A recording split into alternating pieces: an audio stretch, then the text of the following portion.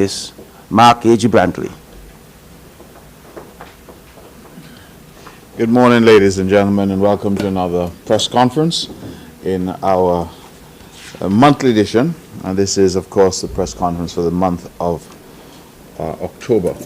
I want to welcome members of the press and to thank P.S. Wakely Daniel, who has been with me on this journey for quite some time now and is usually here to do the usual welcome to members of the press. This is an exercise in openness and transparency in government. I am pleased that this is a commitment that I made when I became Premier back in 2017, and we have sought religiously to keep this commitment and to keep this date with members of the media every month. Let me start with some words of congratulations. I want to congratulate 19-year-old Acadiento Willett. He has made the Leeward Islands senior cricket team, presently competing in the CG United Super 50 tournament by the West Indies Cricket Board. Let me also congratulate young Carlin Tuckett. I'm told that he's been awarded a full-time one-year academic contract by Cricket West Indies, effective 1st October 2024. Carlin is stationed with the Men's Academy in Antigua. Congratulations also to Miss Melissa Clark of Butler's Village, who has also been awarded a one-year Cricket West Indies contract for women. Let me also congratulate our own Carice Elliott. I say our own because she works for the Ministry of Tourism that I'm privileged to lead.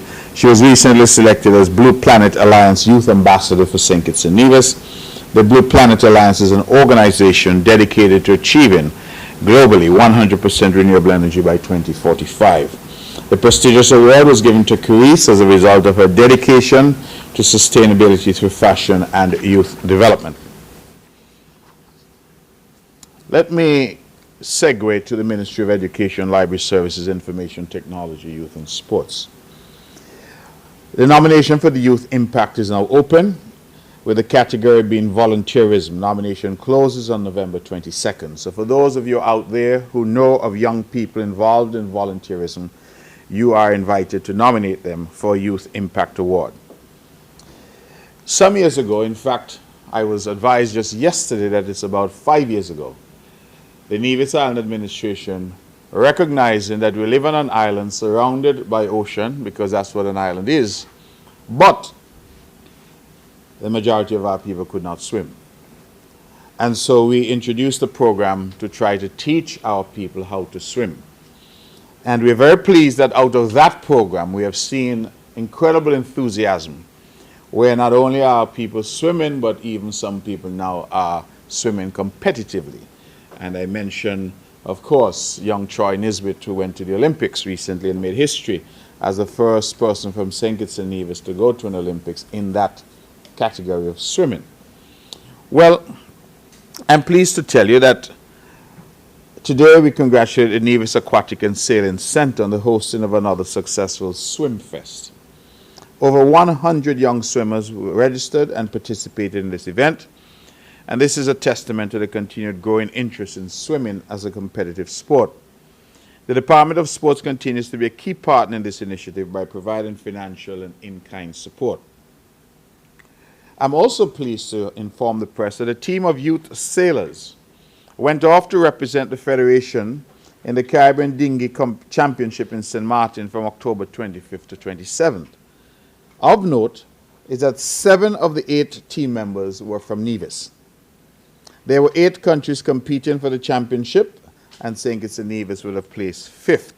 Our sailors represented well, and we have made major progress throughout the event. We commend the Nevis Aquatic and Sailing Center for introducing our young sailors to this sport and providing this opportunity to them. Football. It used to be said that Nevisians don't play football, they play cricket. And if you wanted good football, you had to go to St. Kitts. Well, I want to commend the Honorable Troy Libert and his team at sports, led of course by the Permanent Secretary, Mrs. Anella Claxton, but the hands-on man there in terms of sports is Jamir Claxton from Bart Village. And we know that Bart Village is the epicenter of football on the island of Nevis.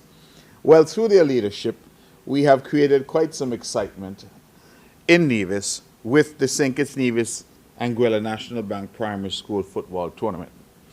And I was able to attend the semifinals game. I saw the game where my alma mater, Ivor Walters, unfortunately fell to St. Thomas's Primary School. And St. Thomas's Primary would have beat them in penalty kicks, I think 3-2. St. Thomas's, therefore, has gone on to the finals. And then in the second semi-final match, my other alma mater, I believe I can claim them, that's where I started my primary school, was Joyston Liebert Primary School. And Joyston Liebert Primary would have defeated the Charlestown Primary, usual powerhouse in sport in Nevis. They went down to the Ivor Walters Primary. I think the score there was 2-1. And so in the finals now, we have the Joyston Liebert Primary coming up against the St. Thomas's Primary. And I'm told that the finals will be played this coming Saturday. They are 5 p.m. Let me see if I get this right.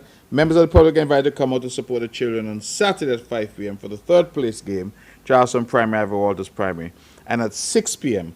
for the St. Thomas's Primary, Joyston Library Primary game. There's a small admission fee of just $10, and we ask that you go out in your numbers and support your teams.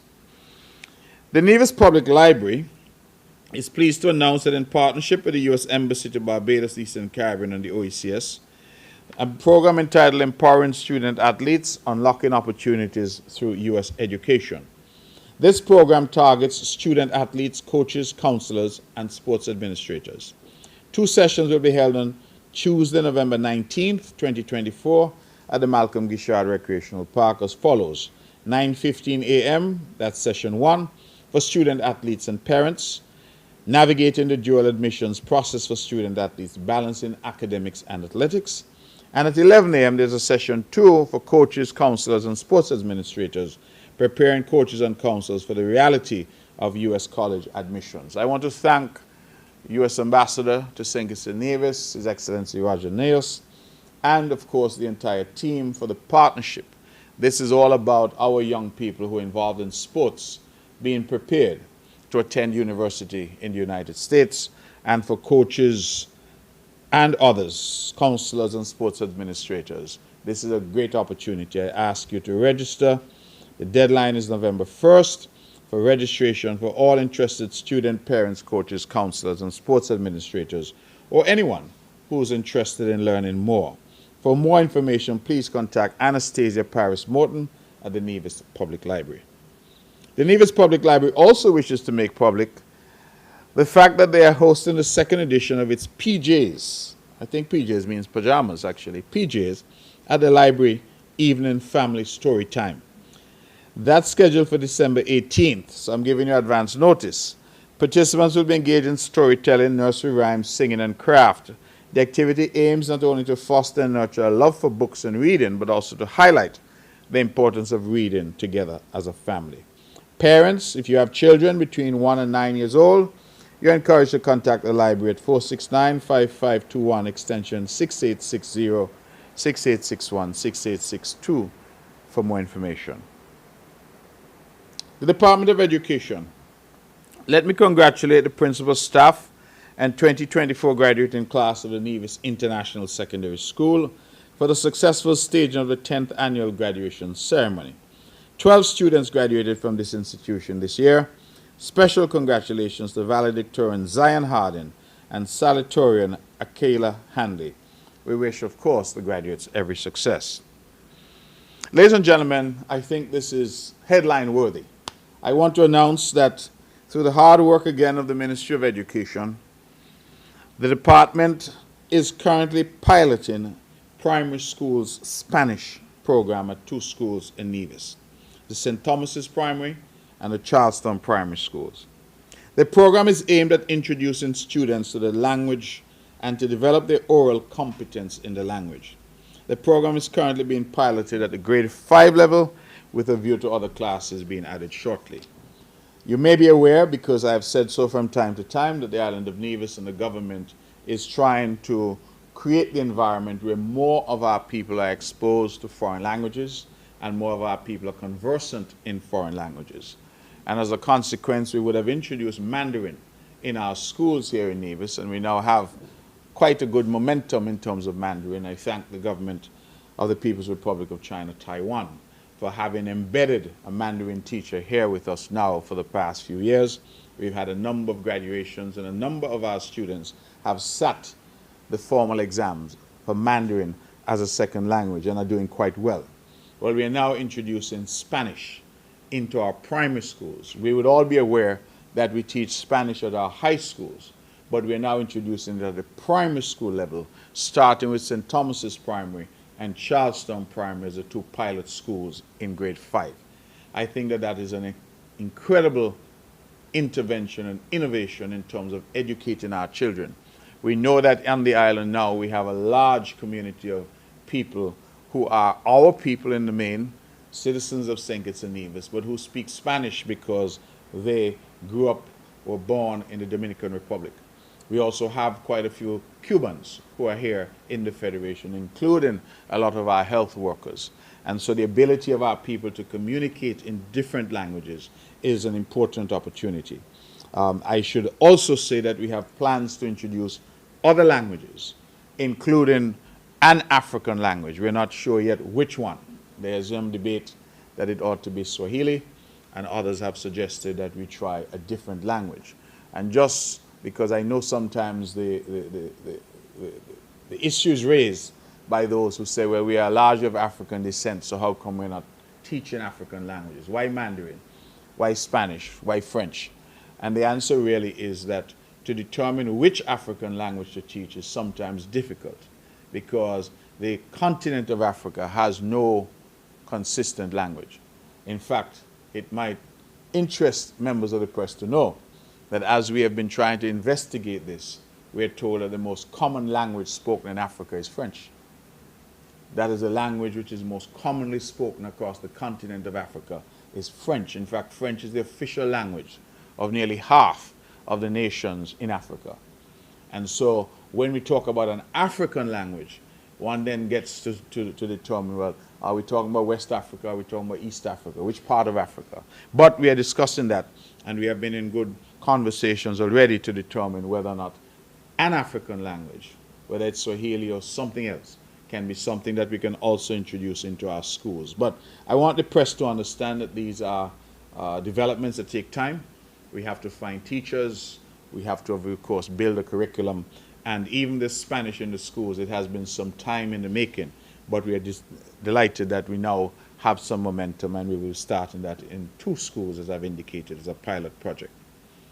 50 secondary school students, 13 to 17-year-olds, will participate in a World Intellectual Property Organization manga, comic, and storytelling writing workshop, which is being hosted by the St. Kitts Nevis Intellectual Property Office.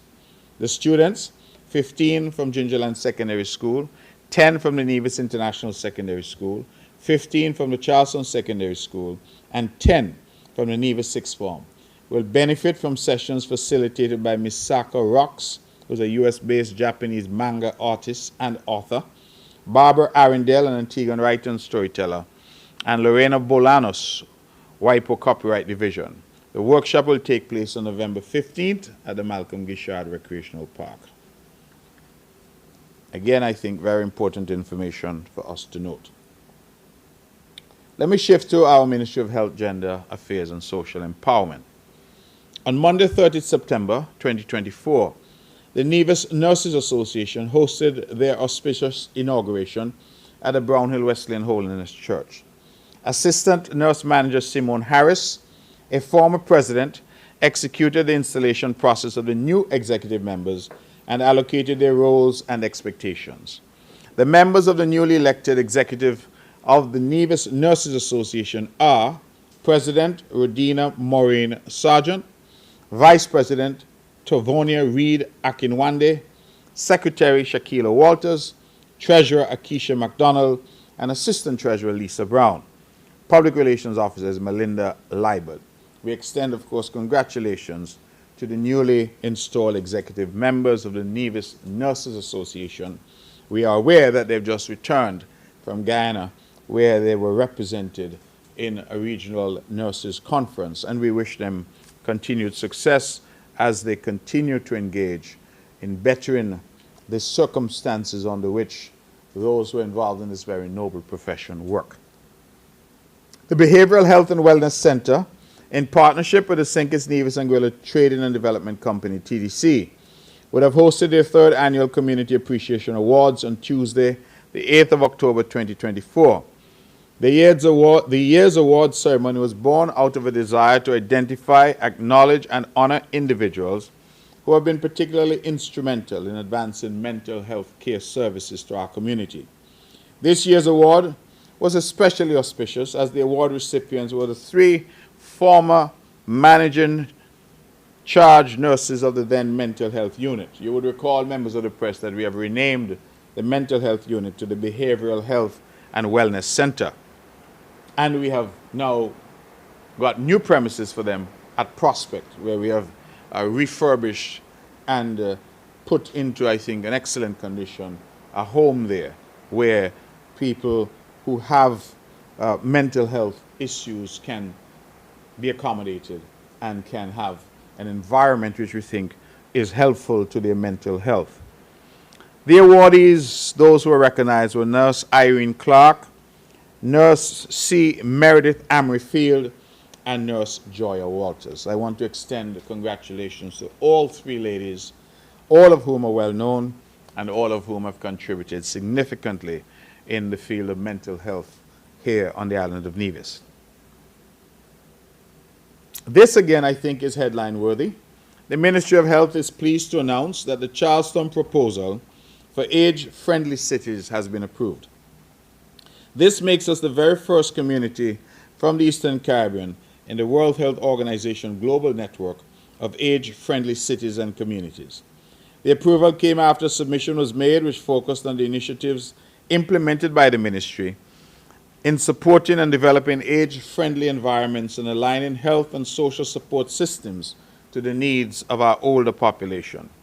The Global Network for Age-Friendly Cities and Communities was formed in 2010. The Caribbean Society of Endoscopic Surgeons will be hosting its 12th annual conference in St. Kitts and Nevis from 14 to 16 November 2024. During this conference, direct surgical skills will be imparted to the local and regional surgeons by the live surgery segment, along with didactic presentations by regional and international experts. For those medical practitioners who are interested or for further information, please contact members of the local organizing committee, Dr. Joylette Woodley and Dr. Mark Grant.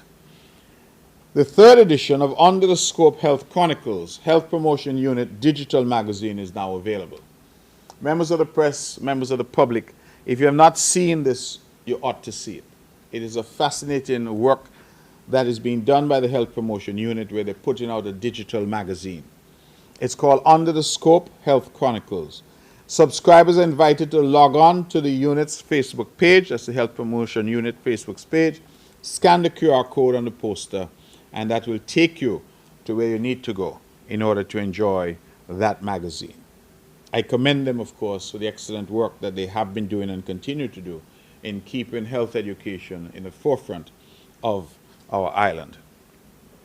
In celebration of the International Day of the Girl Child, recognized annually on October 11th, 2024, the Department of Gender Affairs, during a special ceremony, honored 14 exceptional students with the prestigious Girl of Excellence Award. From the Ivor Walters Primary School, the honoree was Kylie Wilkin, Elizabeth Pemberton Primary, Zakia Stapleton, Montessori Academy, Zavrina Elliott, Nevis Academy, Kevinique Liebert, Violet O. Jeffers Primary was Shanita Roberts, St. Thomas's Primary, Ajanique Walters, St. James Primary, Akelia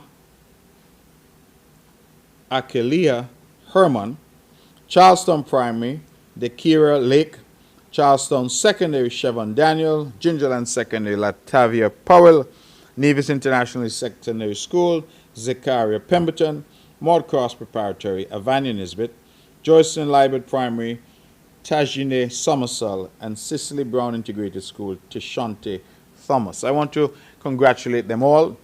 I've mentioned them by name because I think it's important that we celebrate our girls, and this event, celebrated here in Nevis each year, the Day of the Girl Child, seeks to do exactly that. To the men out there, the Department of Gender Affairs is inviting all men to take part in the second annual National Men's Symposium, which is slated for November 21st at the MGR Park, starting at 9 and going until 1 p.m. Registration is still open until November 8th. Interested persons can contact the department or visit their Facebook page to register. A lot of times we're told that gender is only a concern about women, and gender affairs and the whole ministry is only concerned about women. Well, that is not the case, and they do a tremendous amount of work with our men folk as well. This is an opportunity when our men can go to this symposium, and it of course will be focused on issues affecting men in the community. It is again on November 21st, and I'm asking the men folk to sign up for it. Some good news. You would recall that during the COVID pandemic, we had restricted access to the flamboyant home for the elderly and to the hospital. And we had some issues there in terms of that, because many people argue that they ought to be able to see their loved ones whenever they wanted to. Well, I'm pleased to advise that we have resumed daily visitations at the flamboyant home from 10 a.m. to 12 each day. So if you have your loved ones there and you want to see them, you can go every day between the hours of 10 a.m. and 12 noon. And the reason why we have those hours is because there's a lot that is done with the seniors in terms of getting them ready, ensuring that their rooms are in order, some who get physical therapy, some who need medication, etc. So that period of time, 2 hours, is fixed every day for visitation. Prior to that, there was only visitation on some days. So you can now go every day from 10 a.m. to 12 noon. The Best Kept Village Community Competition. The Department of Community Development closed off the Best Kept Village competition on October 15th with 2 brief ceremonies. The department commends the groups that conducted the cleaning in their respective areas.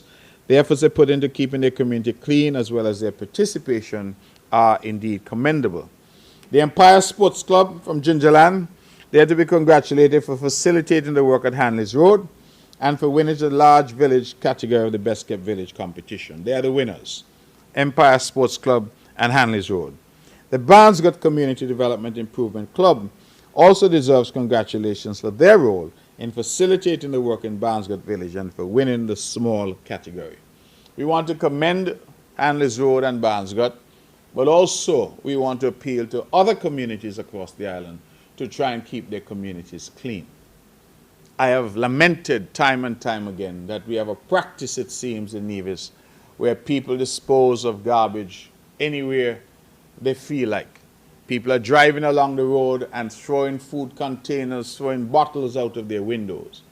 It creates an unsightly, environmentally unfriendly, and an unhealthy environment for us. If you're eating in your car, if that's where you choose to eat, that's your business. Keep your garbage in your car until you get to a garbage disposal receptacle. Take it home. We have excellent garbage collection on this island where most homes are served twice or sometimes even 3 times per week, where our trucks come to you wherever you are at your home and collect your garbage from you. There is no excuse for persons dumping or littering indiscriminately all across the island. And so for those villages of Barnesgut and Hanley's Road, we commend them, and we hope that they will act as role models for other villages and other communities across the island, that we keep this island clean. Clean island says a lot about who we are as a people. There will be an agro-processing workshop for 6 weeks. For those of you out there, many of you who are looking for additional income or deciding what you can do with some spare time, you're now retired, we are putting on a workshop so that you can get into agro-processing. We have a lot of local products here that you can use and add value and create an income stream for yourself. That 6-week program will be at the Pond Hill Community Center, and it will be facilitated by Mrs. Ermin Hendrickson of Val's Delight, whom we know is one of the leading agro-processors in the Federation. The workshop will commence in November. The registration fee is only $50 EC per participant, and you can get more information from the Department of Community Development. Steel at Christmas. The Community Development Department will be hosting a series of events for Christmas. The first event will be Steel at Christmas, which will feature various performances from the Department of Community Development steel pan groups, including Rhythm Steel Orchestra and Positive Steel Orchestra, and guest performances by DCF's Pandora's Steel Orchestra. It will also feature wind instrument performances by the Combermere Methodist Youth. We're inviting the general public to come out on November 29th from 4 to 6 p.m. in the Charleston Memorial Square to support this very important initiative of Steel at Christmas. Let me segue to the Public Works Department. They have continued to work as they do. We, of course, lent our equipment and manpower and expertise to our Sister St. Kitts over the past several weeks, where our men and equipment were over there assisting with some road works that were being done, I believe, in St. Peter's and elsewhere on St. Kitts. I want to commend the team, Minister Spencer Brand, Director Williams, but also Danny Williams and his crew, who were the ones who went to St. Kitts, and the investment, members of the press, that this government has made in equipment has really put us in a position where we could actually help our Sister St. Kitts when they needed to do some road reconstruction. The training and the expertise of our team here in Public Works was also available to our brothers in St. Kitts, our sisters in St. Kitts, to help them with their road paving. I say that because I think we ought to feel proud. And sometimes when decisions are made, investments are made, people question, and naturally so. We live in a democracy, we must be expected that we will get questions from time to time. But I like sometimes when these decisions pay dividends down the road. And our investment in equipment, we had a brand new milling machine, we have a brand new paver, we would have invested in training for our staff, and that has borne fruit with the point where they are now going to St. Kitts to help St. Kitts with this road construction. I think that speaks volumes. So our team at Public Works should be commended. We have continued some drainage upgrades at the housing project in Lower Stony Grove. That is to prevent flooding that sometimes happens in that area. That is nearing completion. We are currently rehabilitating the cross road drain at the intersection of Trapper Street and Main Street. That drain showed some deterioration, and so we are correcting that. We have completed a minor drainage project along the Island Main Road in Gingerland, in the vicinity of 869 Bar and Grill and the Gingerland Secondary School. And that was intended to, again, deal with drainage issues in that area. We have commenced site clearance survey, stakeout, and earthworks for the extension of the concrete box drain located in an area in Bath Village. We refer to it colloquially as the mud. And I want the people of Bath to know that this is a further installation of the ongoing road projects in Bath. We have completed the major sections, but this area now that will be done in the mud, that is an area that is intended to provide those folks living in that area with more relief in terms of better road and better drainage. And then we have just completed at the historic Bath Springs our road entry, realigning the road entry at Bath Springs in order to allow easier flow of traffic to what is an important historical site on the island of Nevis. Some quick tourism updates. Condé Nast, a well-known international magazine, has ranked Nevis number 6 among the top islands in the Caribbean. That's according to their readers. And 3 of our islands' hotels have been named in the top world resorts and top Caribbean resorts. Those 3 are Paradise Beach Villas, Four Seasons Resort Nevis, and Montpelier Plantation and Beach. I believe that the ongoing recognition of the island and the island's products is very useful.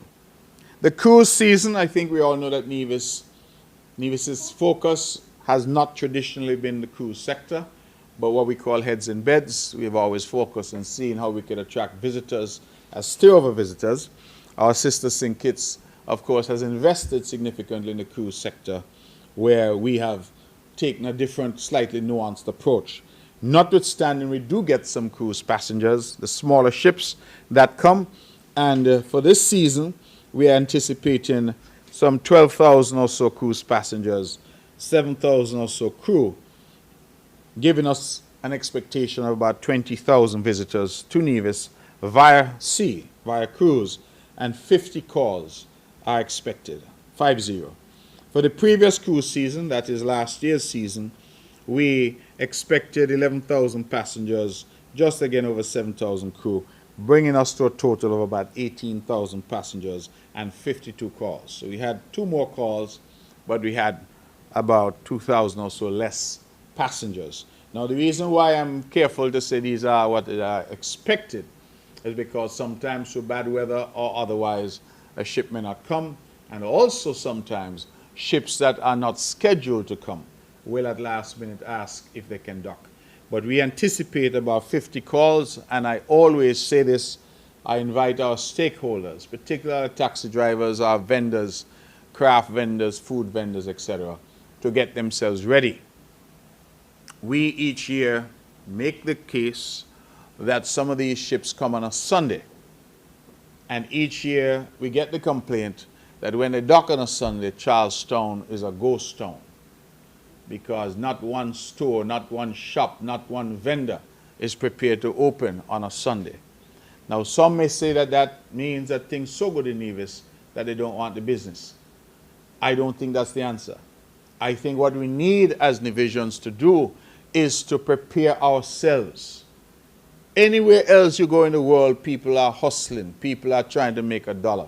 We understand that the cruise season, just like the tourism season, it comes at a particular period during the year. So if in June, July, August, September, October, you have no cruise ships, then it would seem to me logical that when the cruise ships start to come, you strike the iron while it's hot. You're out there. You hustle. You make a living. Because as the good Bible tells us, in the time of plenty, what you do? You save up your grain for the difficult times that may come. And nowhere is that as true as the tourism industry. People, during that industry time, when the season is on, you need to make as much as you can, because you understand that there will be a period when the industry will slow down. So I cannot understand why our people would refuse to open their shops. We have down here the artisan village. And I want to say it here because we keep talking to the artisans. And we will now have to move to a position where we will take away some of these units from those who refuse to open them. We built this artisan village as a special attraction for people coming to the island. The idea is you have these beautiful pastel-colored chattel houses right here at Penny's on the main stretch. And the idea is that people must walk through and see local artisans at work, see local soaps, local candles, local trinkets, local souvenirs that are produced. People come to us, they say, oh, I want one of those units because I have some business I want to do, and then they refuse to open them. Do you know some of them are using them as storerooms? I need to say some of these things because when the government takes action, the same people are going to run on social media. They're going to run to whoever they have to run to. They're going to call in on the radio and say the government bad. But you're given an opportunity. Other people out there asking for the opportunity and can't get it because you have it. And you have it and you refuse to use it. So I'm sounding the alarm. Money is there to be made. Business is there to be done.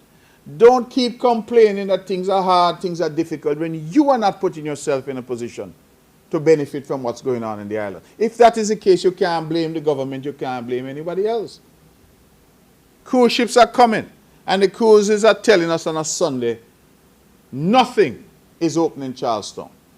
Well, if you don't open, you can't make a dollar. I spoke to a vendor once, you know what the vendor tell me? Oh, I'm not bother open because sometimes they're not spend the money. But that may be the case. You know, every day is fishing day, but not every day is catching day. Talk to the fishermen, you will know that. But you have to be there. It's like those people who want to win the lotto, but they don't buy a ticket. So how are you going to win? You have to be there. And we have to inculcate in our people that attitude of showing up and being there and being consistent, because that's how you achieve success. You can't sit back and then when you see other people achieving success, you're vexed with them. But you're sitting back. So I'm saying that clearly, ladies and gentlemen, because I don't want anybody vexed with me. I want the people to understand what it is we're dealing with sometimes in terms of the attitudes. Tourism facilities. I'm very pleased to say that we are having the official opening of the Penny's Beach extensions, and that will be done on Friday, 1st November. That's tomorrow. I'm hoping the weather holds because we're getting some beautiful rain in Nevis. And then that Penny's Beach upgrade project, it spanned a period of approximately 16 months. It saw the construction of a road network in the beach bar area of Penny's, immediately west of the MGR Park, improved drainage, dozens of parking spaces, some LED notice boards, a new bathroom facility, centralized storage, landscaping, and we're now investing also in enhanced security there, including CCTV and boots on the ground to ensure that individuals feel safe. What we're trying to do is create at Penny's an area where people can go and enjoy themselves. You can go to the park and you can flow from the park directly down to the bars and restaurants that are there. You have now, I think, perhaps 8 or so options to dine, to drink, to enjoy yourself, and we hope that people will take advantage of it, take their families there as the case may be. It was a huge hit during Culturama. It wasn't quite finished in the sense that the bathrooms, for example, still needed to be outfitted. The restaurants down there used to complain that people used to have to come and use their facilities. So we now have public facilities, in addition, of course, to the restaurant facilities, and we have enhanced the entire area there. I should say that we will have the official opening, although there's one last bit of the project that needs to be done. We are going to put all of the electrical and all of the power lines underground. That has not yet been done. That's a special project, separate and apart, but that is the last bit that we will do shortly. But other than that, I'm happy to say that both projects, the project at the MGR Park and the project at the Bath Stream, have been completed. The Bath Stream, we will officially open that on Sunday. So we have on this Friday, tomorrow Friday, we have the official opening at Penny's Beach. All are invited to attend. And tomorrow, on Sunday, 3rd November, we have the official opening of the Bath Stream. The Bath Stream, of course, if you have not been there lately, we've done the upgrades in the past year. We surfaced the shed pool, repairing the roofs, repainting the railings, picket fencing installation of gardens, a fountain, waterfalls, welcome center, bathroom facilities, changing rooms, and I'm told that we're also going to have a small shop there selling refreshments. So the idea again is to create these pockets of leisure on the island. So if you go to the Bath Stream, you don't have to just go dip in the pool and leave anymore. You could hang around, you could take a book, you could take the family with you, you can buy a drink, you can relax in the gazebo under the trees. The idea is, again, a holistic development of the island of Nevis and creating these areas where individuals can relax. In the upcoming year, restoration work will continue with the renovation of the original bathhouse, and the Nevis Historical and Conservation Society will spearhead the redevelopment of the historic Bath Hotel with the assistance, the very kind assistance of funding from the United States government. I believe members of the press will be aware we originally had some funding of $105,000 US. They have come back with a second tranche of funding now of some $300,000 US, and that is intended to seek to continue the rehabilitation of the Bath Hotel, one of the more historic sites on the island of Nevis. We intend, in short order, it's a matter that the Cabinet will be considering, to look at a fee schedule for the usage of some of these historic sites. That has not yet been settled. We have a proposal, but I will not come to the press with a proposal. I'll come to you with what is decided. But the anticipation is that particularly for visitors coming to the Bath Stream, that there ought to be some fee, user fee, in light of the significant investment we have made, creating bathrooms, changing rooms, etc., but also the fact that we have had to take on additional staff and there are additional costs associated. And so currently, as we know, the entire experience at Bath is free. And nowhere else in the world that happens. I was in Europe recently and we had to pay, I think it was 30 euros. 30 euros is about what, 4 to 1? So it's about $120 per person to enter a historic site there. And so there is room, I feel, for us to ask our people, and especially our visitors, to pay a little something to help us offset the cost of upkeeping these facilities. But as I said, we are trying to work out what that something is going to be, and I will come again and let you know in due course. As I talk about tourism, and before I pass on, let me commend Permanent Secretary John Hanley. Let me commend the man who has really been the driving force behind the Bath Stream renovations, Mr. Sylvester Mead, and he's in charge of our heritage sites. He's quite serious about his work, and we commend him for that. And let me also commend the Nevis Tourism Authority. As you may know, members of the press, our tourism is structured in a way where we have the Ministry of Tourism. The ministry deals with policy, it deals with product development. And then we have the Nevis Tourism Authority, which deals with marketing. And so now that we've built the park at Pinneys, now that we've built out the hot springs and the amenities there, we are hopeful that the Nevis Tourism Authority will then sell that, make that attractive to those who are coming, that they become must-see destinations. The Nevis Tourism Authority finances what it does, not from any direct government revenue, government subvention. They finance what they do from a 2% tax called a tourism and development levy that is charged to the hotels on hotel stays and restaurants and the like. And I'm pleased to announce that that return on that 2% continues to grow appreciably. We use 2019 usually as our benchmark year because that was the last full year before COVID hit. And obviously since COVID we've been trying to rebuild. But as of October 2024, revenue from our tourism and development levy is 73.21% higher than it was in 2019 at this same stage. And when we compare it to 2023 last year, we are 8.17% higher than we were in 2023. And so our numbers are growing in terms of the return that we're getting on this 2% tax. Thus far, this year, we have already earned just over $3 million from that tax. For the entire year last year, we earned $3.2 million. So year to date, we are at, year to date we are at $3.1 million for 2024. That is up to October. And the full year last year, 12 months, was $3.2 million. So we are clearly on track to surpass last year's total. I'm hopeful by a significant margin.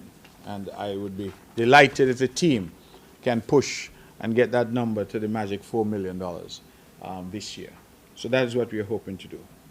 Let me just take a brief moment to say, members of the press, about the excellent work that is being done by our disaster management department headed by Mr. Brian Dyer. We had an enhancement of radio communication project, and that will start on 1st November and it goes until 28th February next year. The Global Support and Development, GSD, in partnership with the National Emergency Management Agency, NEMA, and the Nevis Disaster Management Department, is trying to strengthen the communication capabilities at both disaster offices.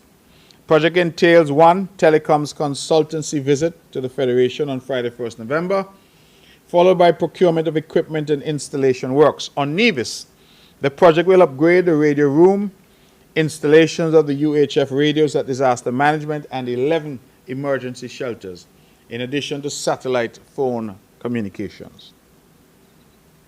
The Nevis Disaster Management Department, in collaboration with the Ministry of Tourism, is hosting a hiking and tour guide policy workshop.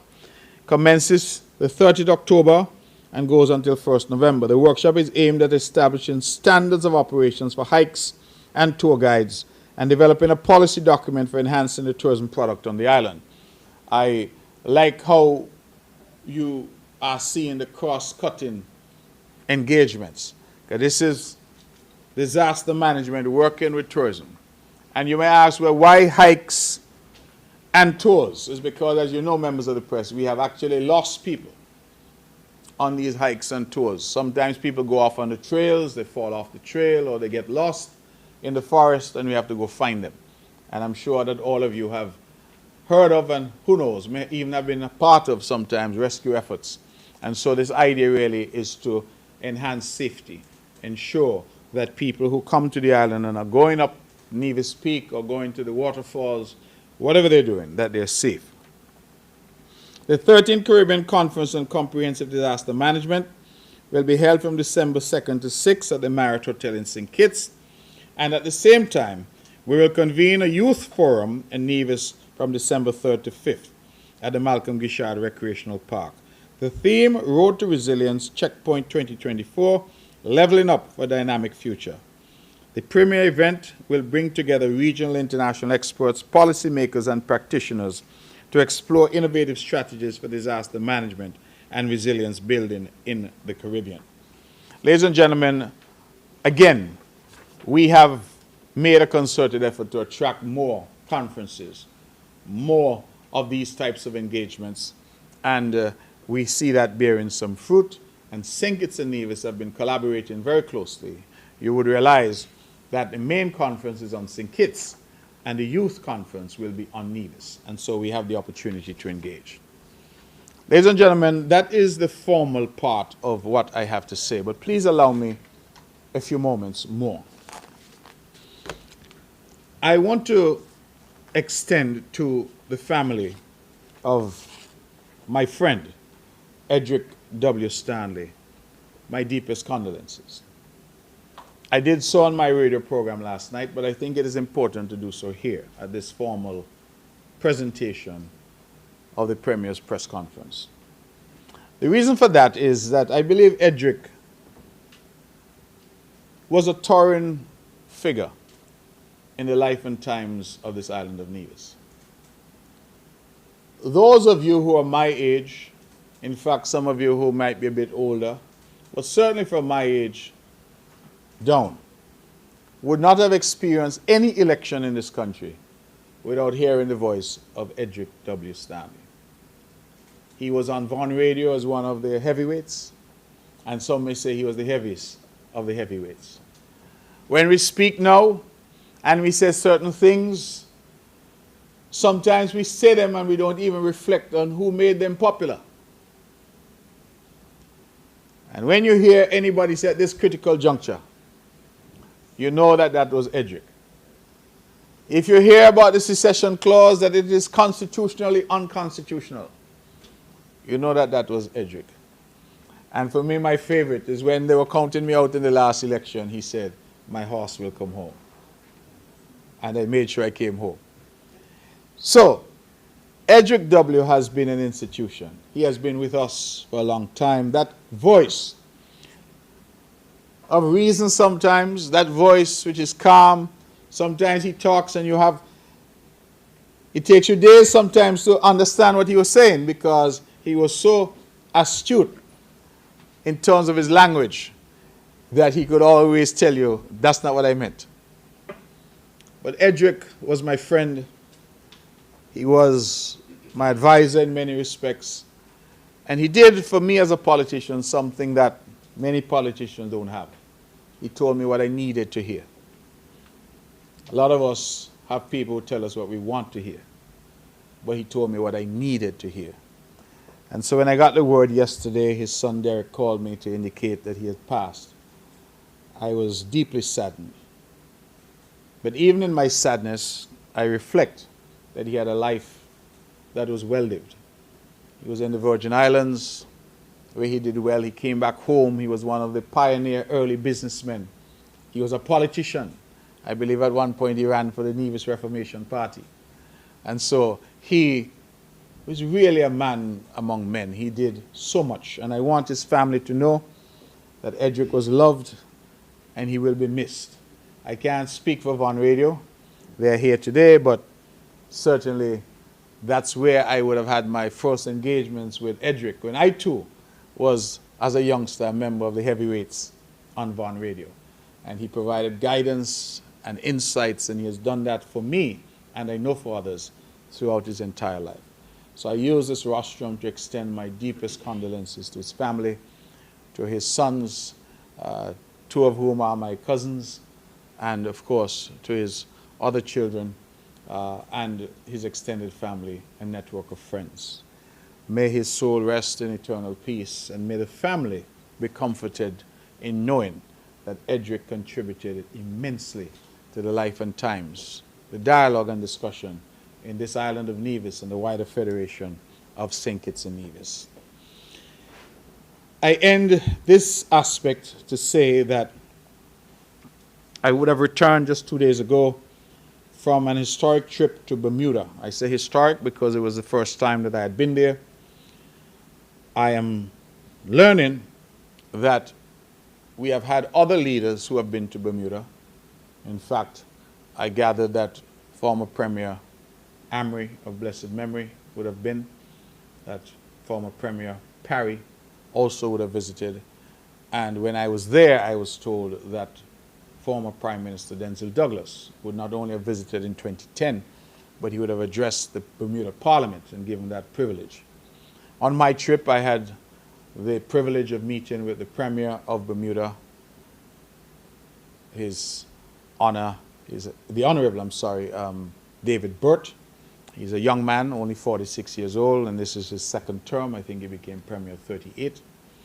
And young, vibrant, and has a commanding majority in the Bermuda House. His party is the PLP, no relationship to PLPs elsewhere, because his party has demonstrated that it can be successful at the polls. That's important. And so he is the Premier there. And then I had the occasion to engage with him, and he said something which stayed with me, because as I'm talking about how we can do more together, he said, I'm pushing on an open door. That is exactly what they want. Members of the press, I invite you to invite your viewers, your listeners, your readers to pay closer attention to Bermuda.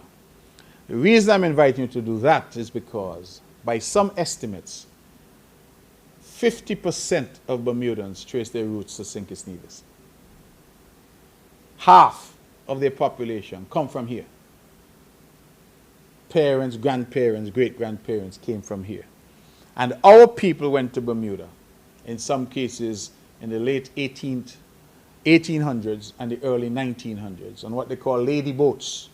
These were these boats that plied these waters, the Atlantic, taking fruits and vegetables and things like that up to Canada. And we boarded those boats and we got off in Bermuda because there was a lot of work being done there on what they call their dockyard. They were building out their docks. And it is phenomenal what we have accomplished there and what we have contributed to. Bermuda is an extraordinary place in terms of their development, in terms of where they are. To put it in context, St. Kitts and Nevis, combined population of just 51,000, combined landmass of 104 square miles. Bermuda has 21 square miles. So Bermuda is smaller than Nevis. But Bermuda has 65,000 people. It has more people than the Federation of St. Kitts and Nevis. And the Federation of St. Kitts and Nevis, independent country, our GDP is just over $1 billion US. Bermuda's GDP is over $7 billion US per year. The standard of living, measured sometimes by this GDP per capita. In St. Kitts and Nevis, we have an excellent GDP per capita compared to our neighbors in the Caribbean. And we are just about $20,000 US. Bermuda is 5 times that. Bermuda is $122,000 in terms of their GDP per capita. their health care, their infrastructure. Bermuda has on that little island 3 cruise ship facilities. 3 hotels. It's really an incredible place in terms of what they've been able to do. I commented to my wife who accompanied me that at no point in our 3 days there did we see any garbage anywhere. No bottles on the road, no bottle cap, nothing, no plastic bag. Clean, pristine. And our people did that. The reason why I keep emphasizing that our people did that is because I wanted to be a beacon for our people at home. Because if we can go to Bermuda, if we can go to America, if we can go to the USVI and the BVI, if we can go to England and all around the world and contribute, then we ought to be able to contribute right here in St. Kitts and Nevis and build the kind of St. Kitts and Nevis that we want and that we deserve. And so my simple message to Bermudans was 50% of you trace your navel string back to St. Kitts and Nevis, it's time for you to come home. Do you know that I've discovered there that if you have less than $1 million US, don't bother talk about trying to own property because there's nothing available on that island. And I said to some of them, you know what you could do here with $1 million US if you came here, built something. I spoke to one Bermudan who has moved permanently back. He's in St. Kitts. And he said that when he and his wife got to retirement, they looked at their retirement income in Bermuda. And they looked at the cost of living there compared to the much lower cost of living in St. Kitts and Nevis. And they determined that it was far better for them to spend their retirement years in St. Kitts and Nevis because their money would go a lot farther. And so for Bermudans, they are looking actively to rekindle their relationship with this, which is the land of their ancestors, St. Kitts and Nevis. And I believe that we should be proud. We should be proud because we have contributed to their development, and they are now looking to contribute to our development. Cricket, they're fanatical about cricket in Bermuda. Well, St. Kitts and Nevis produces some of the best cricketers. There are cultural exchanges. This year, we saw nearly 40 of them who came and had their Gombe performers here. It was similar to our masquerades, but not quite the same. And so I'm looking now and I'm saying, wouldn't it be a good thing for our young cricketers to go to Bermuda and to compete in matches there? They have something they call a cup match, which is the equivalent of almost like carnival, where one section of Bermuda plays the other for supremacy in cricket. 2 days. I think August 1st and 2nd. It's apparently an exciting time there. Whole island shuts down for cricket. But the chances of our people going there, the chances of them coming here, the chances for culture. I went to their Gombe festival while I was there. And I thought myself, it's interesting. They don't have a fife. You know, our masquerade is led by a fife. They don't have any fife. They just have what we call the big drum and the kettle drum. But I thought it interesting that when they're performing in terms of Gombe, if our masquerades were there to show them how we do it, would also be interesting because there's some debate there as to whether or not their Gombe may have originated from us, but had been adapted over the years. So for example, you know, our masquerade used the peacock feathers. I was told that in days gone by when they were not as prosperous, they used turkey feathers. But now they use the peacock feathers, and they say as the community has become more prosperous, the costumes show that in terms of how the costumes have become more elaborate. But it's a fascinating space, and one I think that we need to develop. And I am to say to the members of the press that we are finalizing now a package of concessions, policy prescriptions, not only for Bermudans looking to come home, but for others in the diaspora who want the opportunity to live, invest, work, open business in this, their homeland. The NIA will be shortly announcing a package of policy prescriptions, which we hope will make it easier for them to make that transition and to come home. My message to them is it is time for them to come home. And just as we went there to foreign lands to help develop those foreign lands, St. Kitts and Nevis now needs the help of those descendants to come and help us develop St. Kitts and Nevis. A lot of times we talk about foreign investment, but we have our own people abroad who can also contribute significantly to helping us develop and grow. And if we are to achieve that status of a sustainable island state, and the best place to live and work and do business, we need the help of those of us who are overseas. We need their money that they can invest. We need their time, their effort, their expertise. We need to tap into our diaspora. And that was the message. I had the high point for me, other than being able to meet with the Premier, was of course engaging with Bermudans of St. Kitts Nevis descent. And I had a town hall meeting at the Anglican Church Hall in Devonshire, in Bermuda, on Friday afternoon last, and I was told to expect 60 people. We ended up with well over 200 people, to the point where people were standing along the sides and the back, and some who came said they had to leave because there was no room in the inn. And that really, to me, demonstrated how much interest there is in Bermudans reconnecting with St. Kitts and Nevis. So Kittitians and Nevisians, we are all one people. Let us do the necessary, connect or reconnect in some cases that umbilical cord, and welcome our brothers and sisters home, because they would have gone out there and sought to better their lives and sought to better the lives of their families. And many of them, no doubt, would have sent back a little something here to sustain those whom they left here.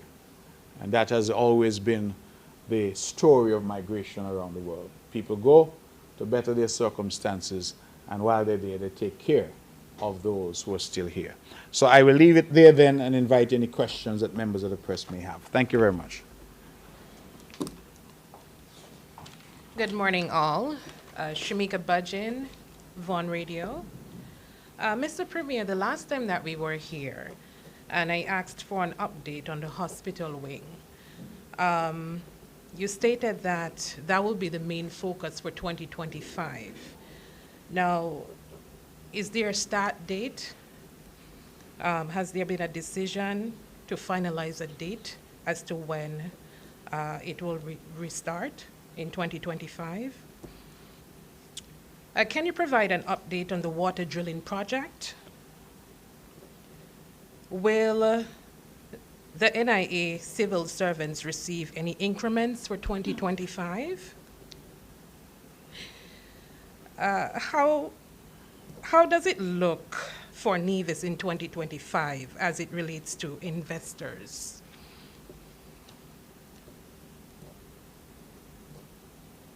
Can you give a report on the CCTVs that were placed on various poles on the island?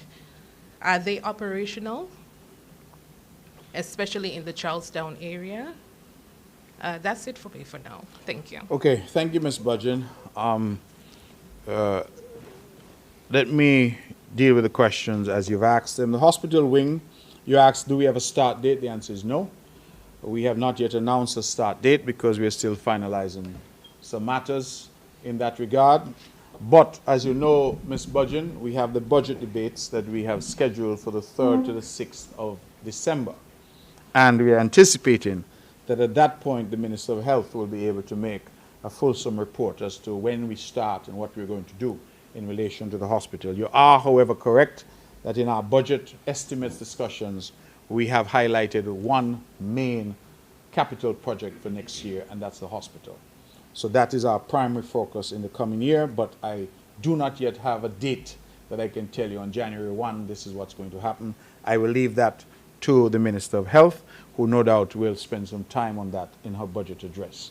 If, of course, we get a date before and we have a start date and we're settled as to when that will happen, then certainly I will convey that to you. But the expectation at this point is that we will have a more fulsome report during the budget discussions. Water drilling project, I'm pleased to say, is going well. We had some delays due to breakdown in equipment and due to some caving in, they said, of the wells.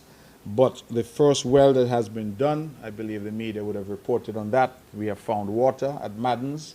That's the first well.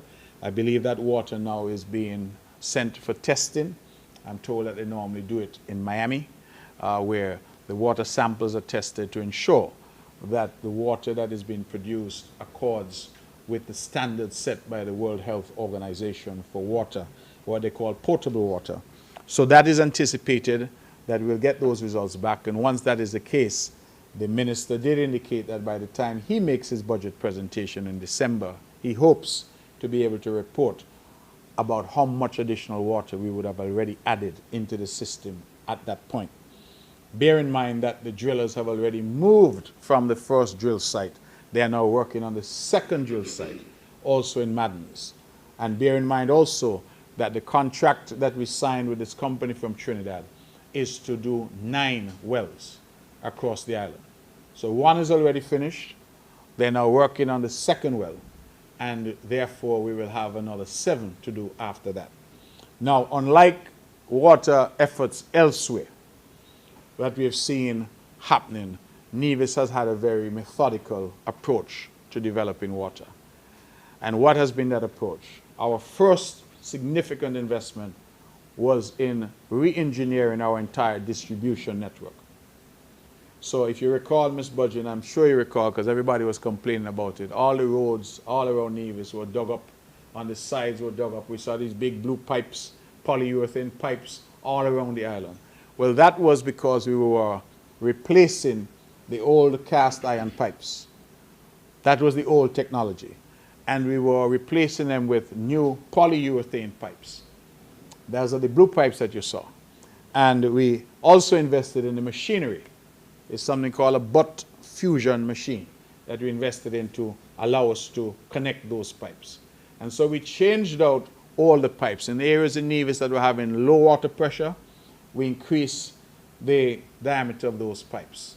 And so we would have undertaken a massive CDB funded project that was done in order to improve the distribution around the island. The second phase that we engaged in was to improve our storage capacity.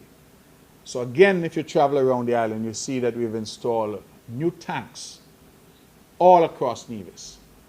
When that initial project ended, we continued by investing additional funding in new tanks. If you go up to Pond Hill, for example, you go up to Spring Hill, you go up there in Brown Pasture, the top of Brown Pasture, we put in new tanks all across the island, up in Hamilton.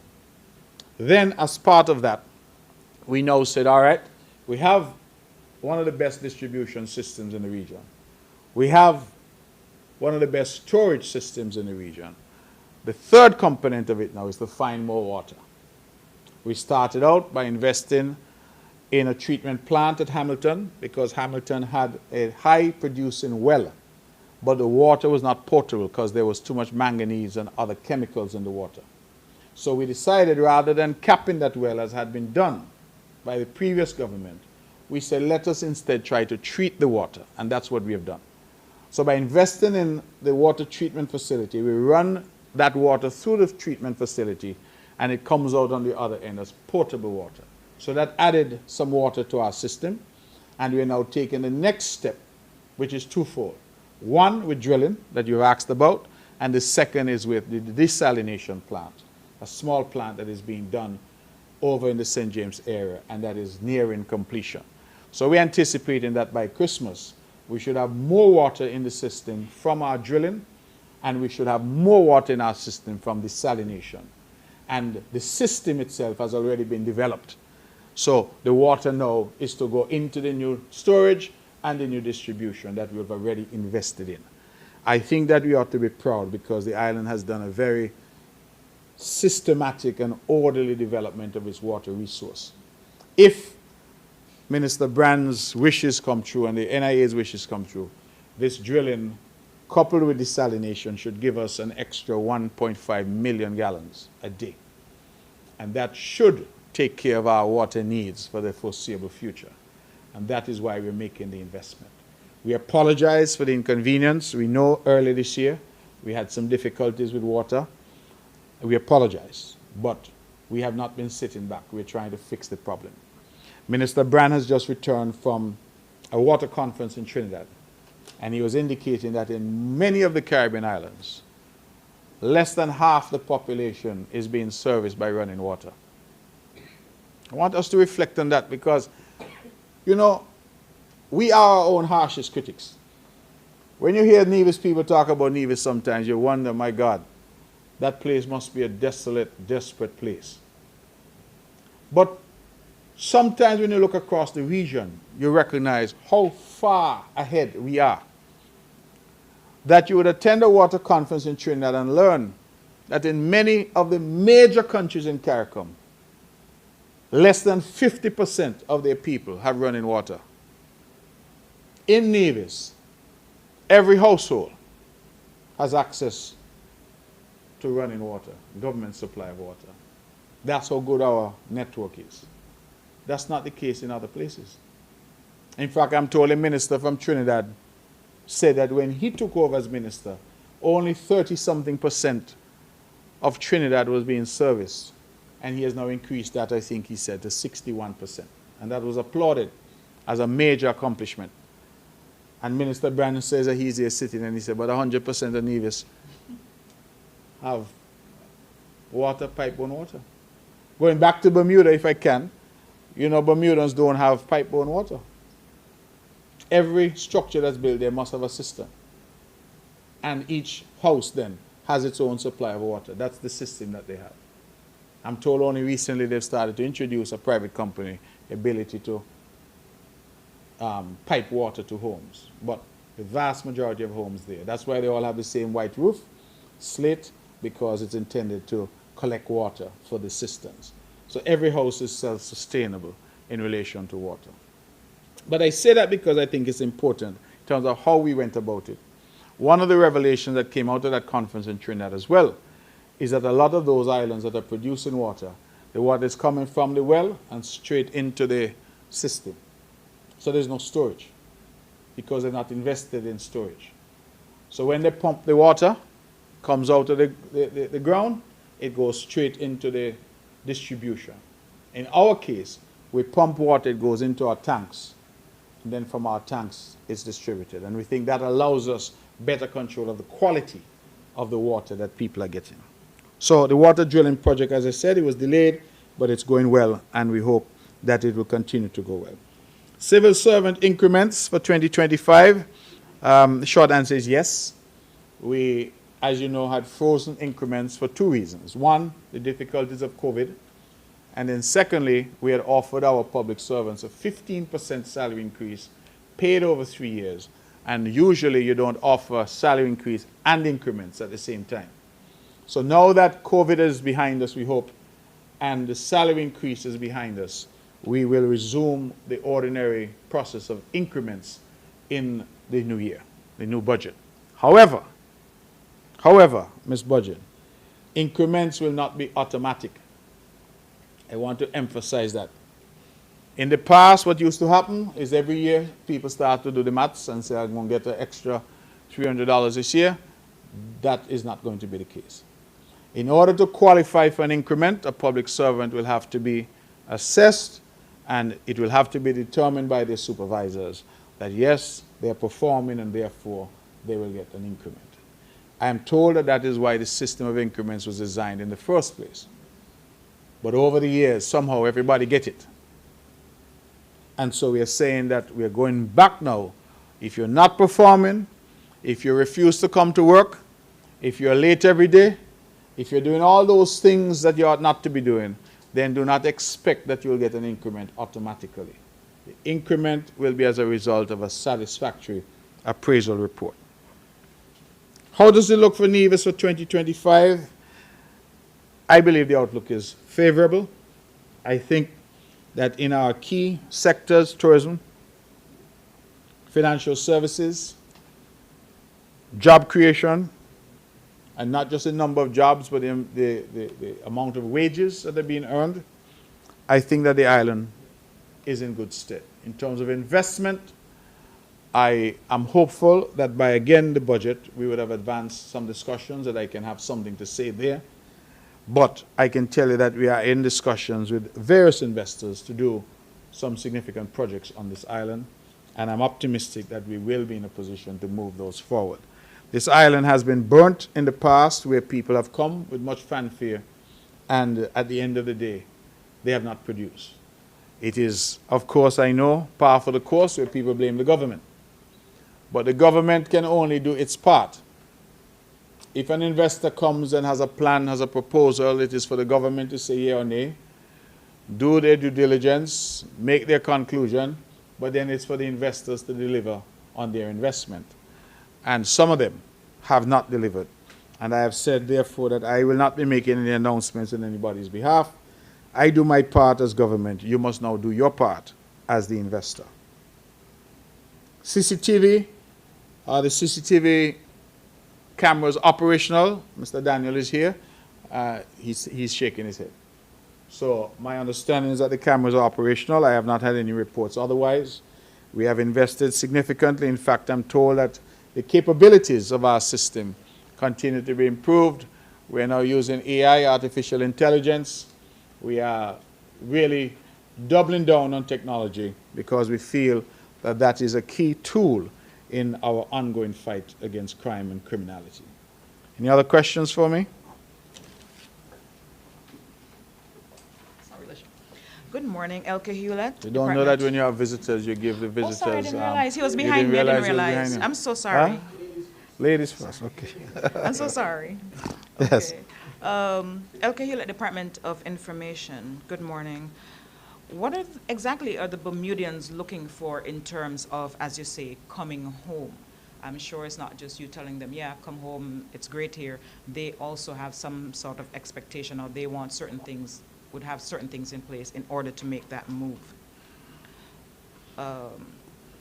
In light of Prime Minister Drew's report on the CBI program and the diminishing revenues, is the NIA putting a plan in place to fill any possible revenue gap if there is a reduction or cessation of the $5 million per month that the program provides that comes from the federal government?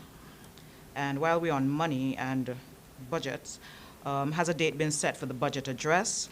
And what are some of the priorities for the NIA going into 2025? Thank you.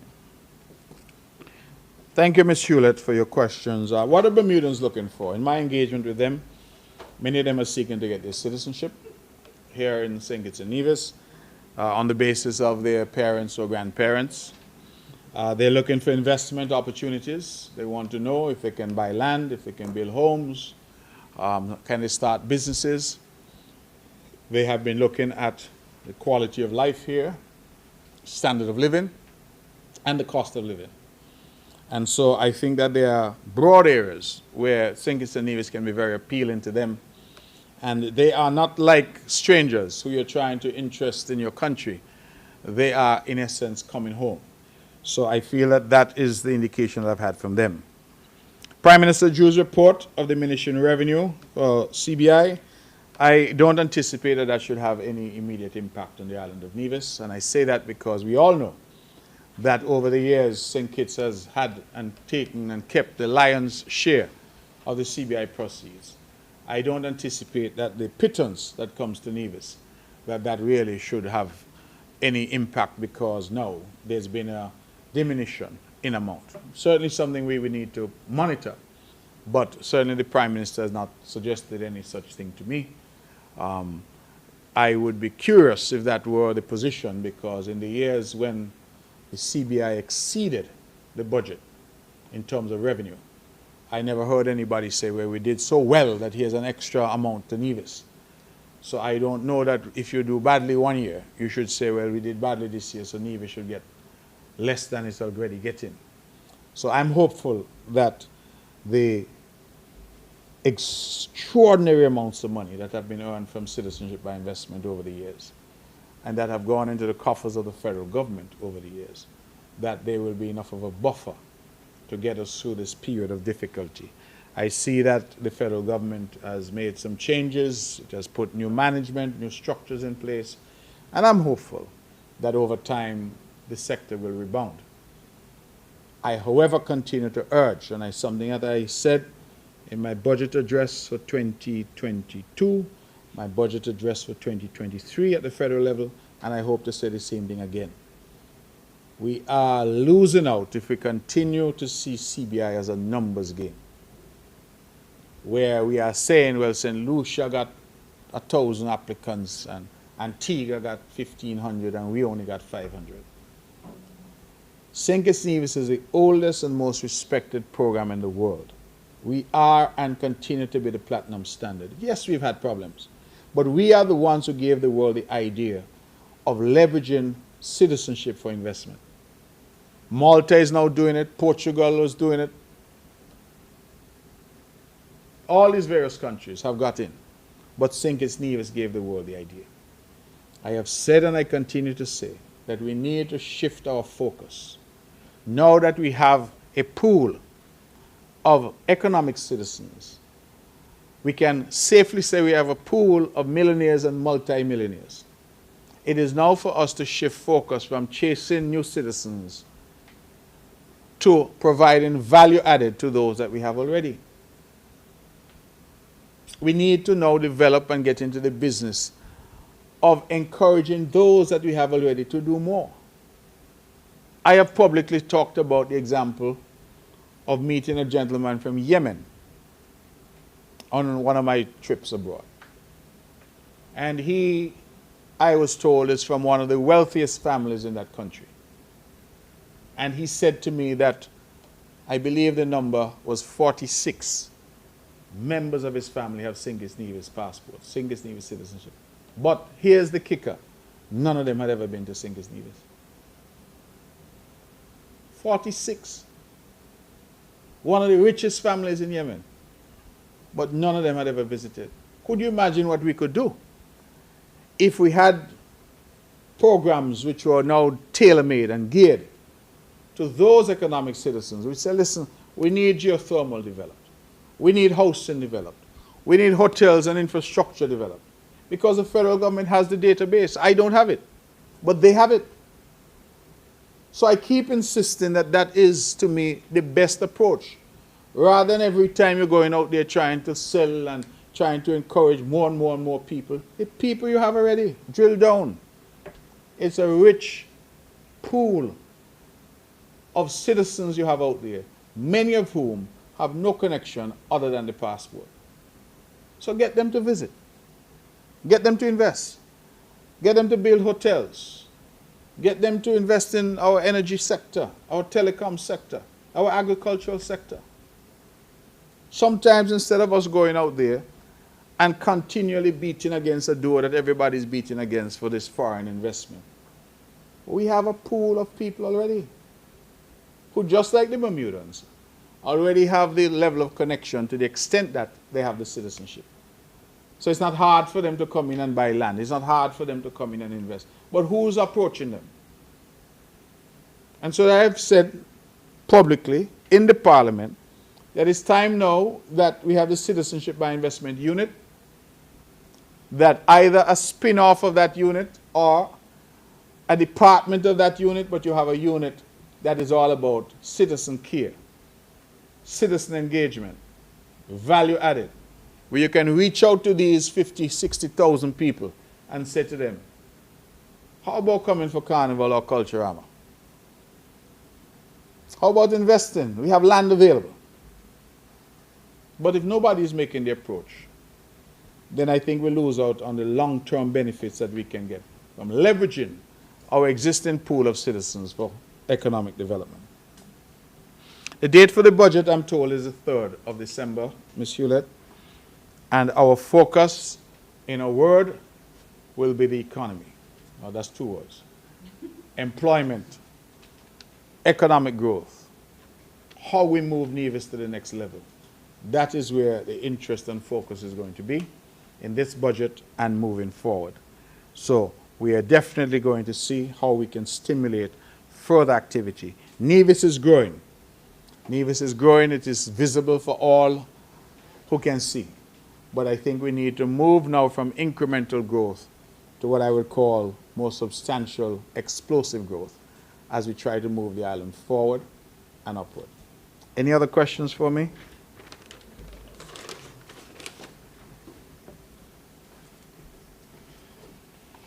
Hi, good morning. Good morning. Lashan Dixon, St. Kitts Nevis Observer.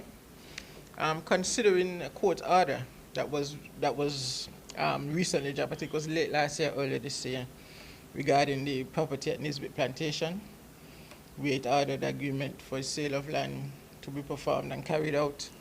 There are some concerns surrounding the redevelopment of the hotel and the ongoing airport extension. So the questions are, could you provide an update on the progress of the hotel redevelopment plans? What is the current status of the airport extension project? And what is the distance between the hotel and the expected airport runway extension? And is there any concerns that the extension of the runway towards Nisbet Plantation might impact the developer's plan for redevelopment at the hotel? Thank you, Mr. Dixon. I regret to put it this way, but I don't know that these purported developers at Nisbet have any plan, because I've not seen any. Nisbet is a private property and was at one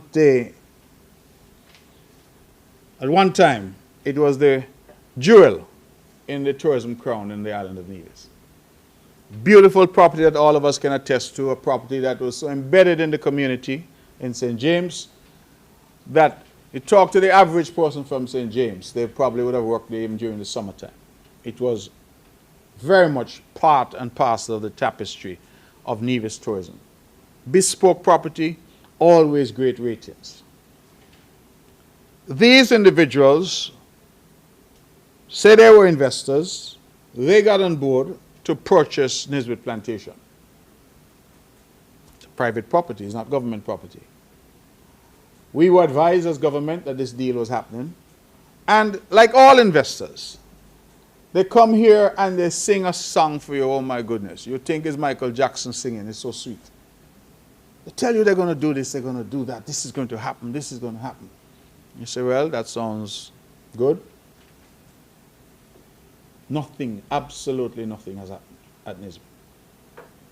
I believe that the transaction that you're talking about, that transaction was entered into during the COVID period. COVID was 2020 and 2021. Mr. Dixon, you know what this year is? 2024. This is 2024. And if you visit Nisbet now, it has become an eyesore. Bush growing up over there is a jungle. Rodents, vectors, and not one person employed over there. So when I hear about plans and plans for development and how the airport going to impact, I'm not even sure how to answer that. We intend to build the airport. Those plans are progressing nicely. In fact, I'm told by the Honorable Alexis Jeffers, who's leading that project for us, that we should be having a major public consultation shortly. The 14th of November. So the date has been fixed on the airport. The extension of the runway ought not to impact Nisbet because we're not going into Nisbet's property in any way, shape, or form. We had had some delays in terms of negotiations for landowners in the area, but those are now, we're proud to say, pleased to say, completed. So it's just a question of paying landowners and moving on. We have negotiated and are in the process of finalizing funding for the buyout of the lands in the area, and we hope that that can be forthcoming very shortly because we've already had, I'm told, approval of the term sheet. It's just a question now of settling that. And I want to thank the Honorable Prime Minister because I approached him with a funding mechanism, and through his office and his assistants we were able to get that funding mechanism approved by his cabinet.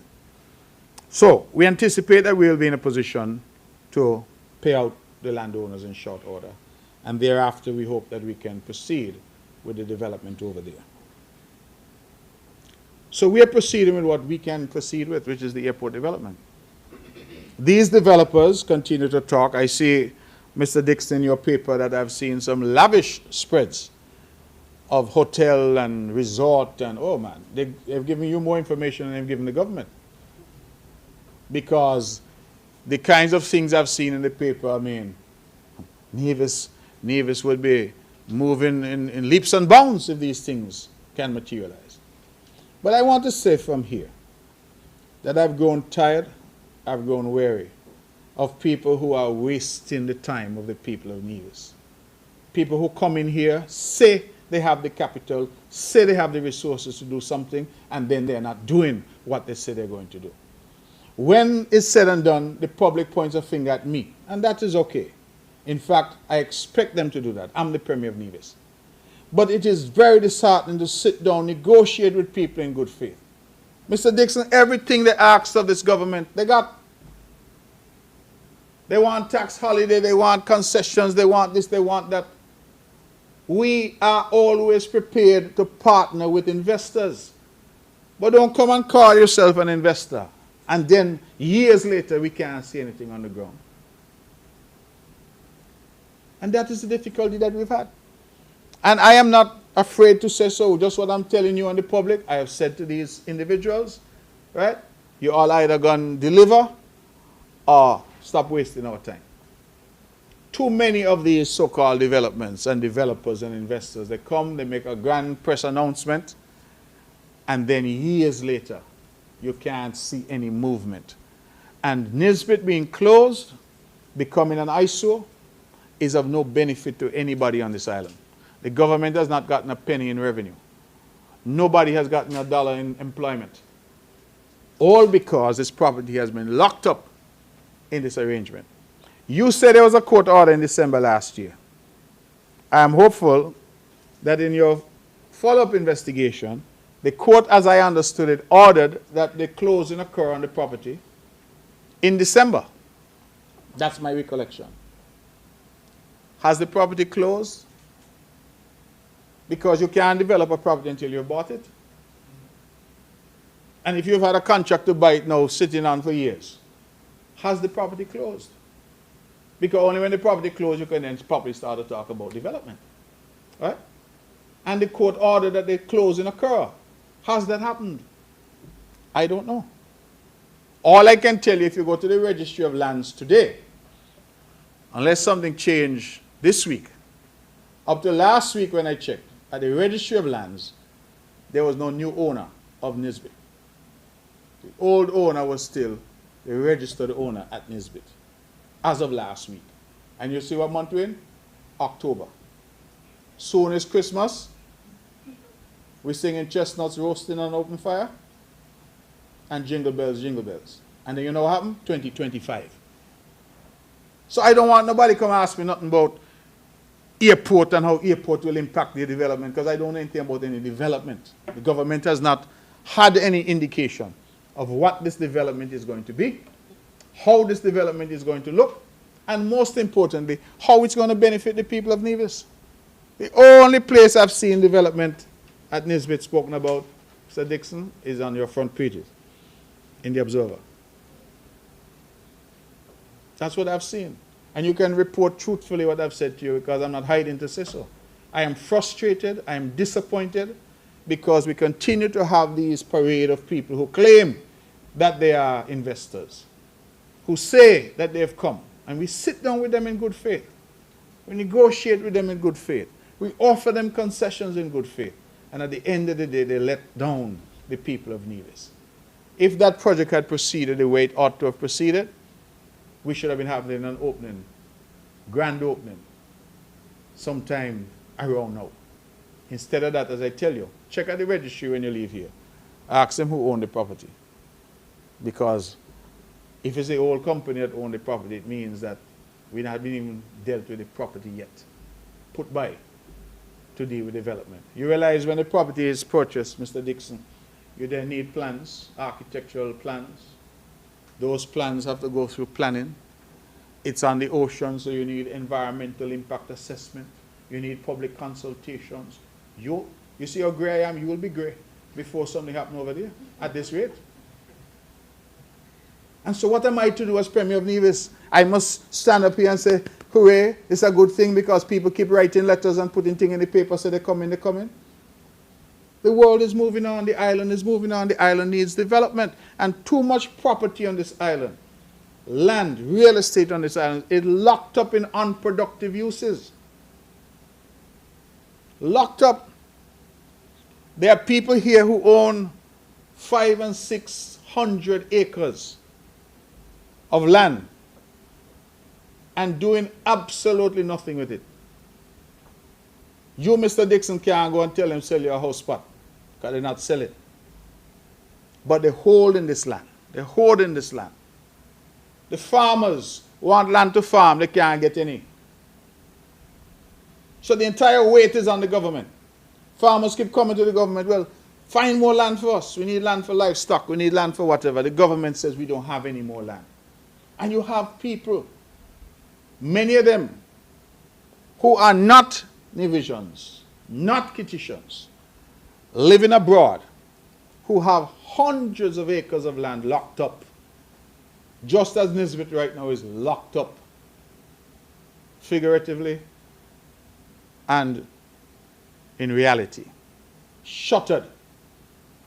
And already the opposition in Nevis, because you know what they're going to cost? They're going to cost the government, as if Nisbet belonged to us. So they already start with the noise. Oh, look at Nisbet, look at what has happened to Nisbet. But what am I supposed to do in those circumstances? It's a private property, private sale between private parties, and one of the parties says that they are a developer, they are an investor, and they plan to do this, that, and the other. They came, they spoke, they met with the cabinet, and we gave them our blessings. But you could give people your blessings, and years later, we still haven't done anything. So, Mr. Dixon, I've gone on longer than you needed, but I would suggest you attend the conference that we hope to have, the town hall on the airport, when the experts will be there to give you details about distance and that kind of thing. But I also hope that the developers, who no doubt will be paying attention to this, will understand that the patience of the government has worn thin. And it is time for them to either perform or go about their business. Do you have any more? Hey, good morning. Saint Frankila Butcher, St. Kitts Nevis Observer. What's your name is? I'm sorry? Frankila Butcher. Frankila? Yes. Bradshaw? Yes. Okay. The Prime Minister recently said that energy is a key component of sustainable in St. Kitts and Nevis, with Nevis having a geothermal resource and can be a player. What can you say about this potential opportunity for Nevisians? Well, I will put it this way, Ms. Bradshaw, that the opportunity is not only for Nevisians, the opportunity is for the country. Because if we can harness the geothermal resource, we know that we can power all of Nevis and all of St. Kitts from geothermal. And so the days of paying fuel surcharge, the days of us polluting the atmosphere with petroleum products, burning fossil fuels, all of those days will be over. The days of us being subject to the vagaries of world affairs, war in the Middle East, war in Russia and Ukraine, that impact the supply of oil, supply of energy. You know, recently I had a discussion on my radio program about the wars that the world now finds itself involved in. I say the world, major powers in the world, let me put it that way. And one comment from a member in the opposition was, oh, why you don't focus on Nevis? Them things, they don't have nothing to do with us, focus on Nevis. And I thought that it was a myopic comment. Why? Recently, for example, we saw Iran fired some missiles at Israel. And Israel vowed to retaliate. I don't know how many people here are aware that Iran is one of the world's largest producers of oil. Russia is embroiled in a war in Ukraine. Russia is one of the world's largest producers of oil. Venezuela has serious problems there with the elections and Nicolas Maduro, President Maduro, being said to be illegal, fraudulent elections. Venezuela is one of the world's largest producers of oil. If there's a further conflagration in the Middle East, you have the prospect of countries like the UAE Saudi Arabia, Qatar, all of these countries being sucked into that vortex. What all of them have in common? They are producers of oil. Now, it doesn't take a rocket scientist to understand that if the production of oil is impacted, if there's less oil available, then what's going to happen? The price is going to go up. And the price not just going to go up in Europe, because what happens there happens here. We have to buy our fuel. We have to power our power plants. We have to power our vehicles. And any economist will tell you that the cost of energy is a significant factor in determining the cost of living. If the busmen that are taking you to Gingerland or to Keon have to pay more at the pump for their diesel or for their gas, what do you think they're going to do? You see how quick they park up and start to say that you have to pay more. When you have to pay more on the bus, what are you going to do? You're going to go to your boss at the Observer and say, I need a little extra. I'm just saying that to say how the knock-on effect. And so sometimes we have to think a little broader. And this notion that what happens there has no impact on us is really misguided. So we need to insulate ourselves from those what I call exogenous shocks. And geothermal energy is one way in which we can do it. So I am 100% committed. As you know, the federal parliament would have passed a resolution committing St. Kitts and Nevis to exploring this together. Dr. Drew and I have had multiple conversations on what we think could be an approach. And I'm hopeful that we will be in a position very soon to say what the way forward is going to be.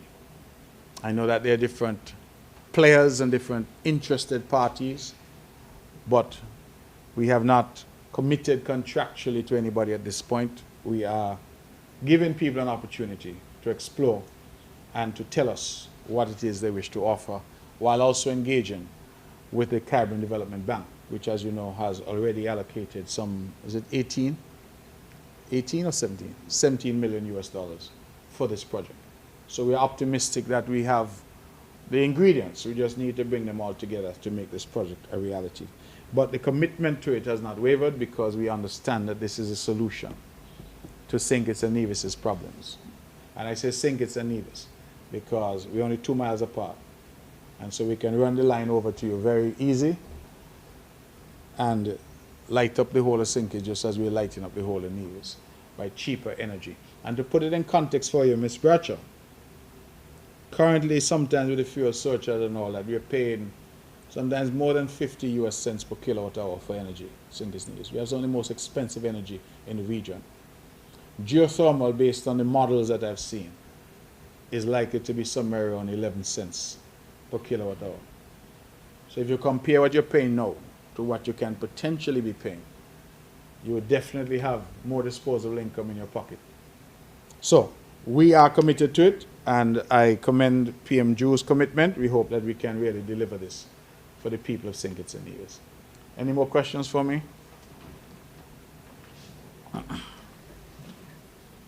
Shamika Bajin, Von Radio. And Mr. Premier, just to follow up, you have said that the CCTVs, they're installed and they're operational.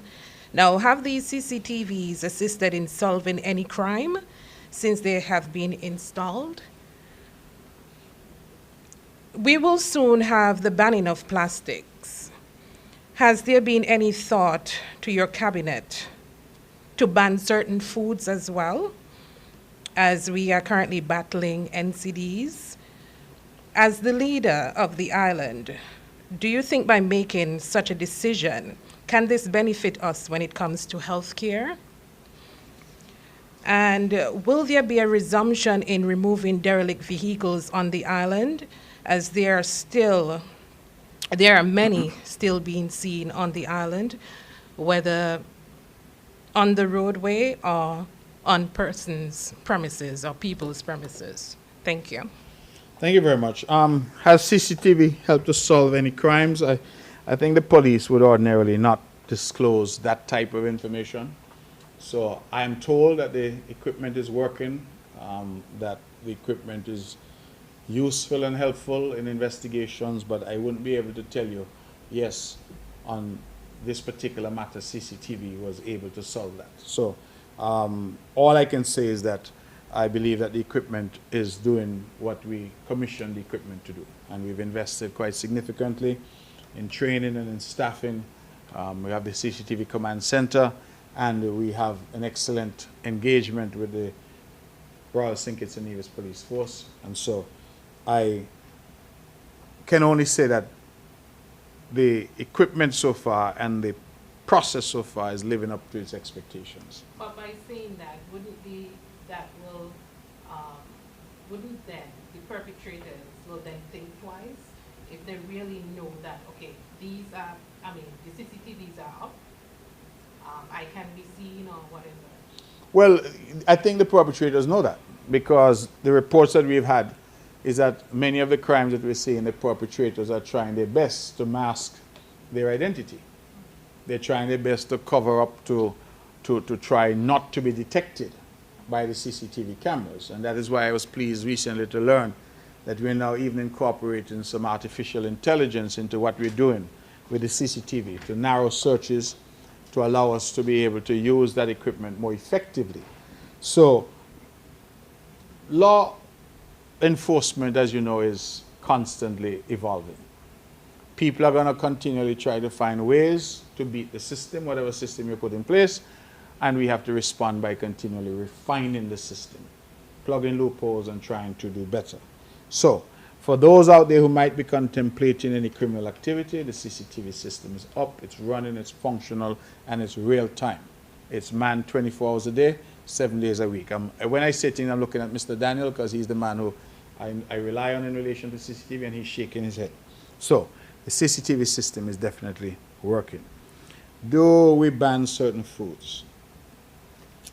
Ms. Budgeon, you're asking me a difficult question. I think we all know that the answer should be yes. But whether or not it is possible to do so might be a different thing.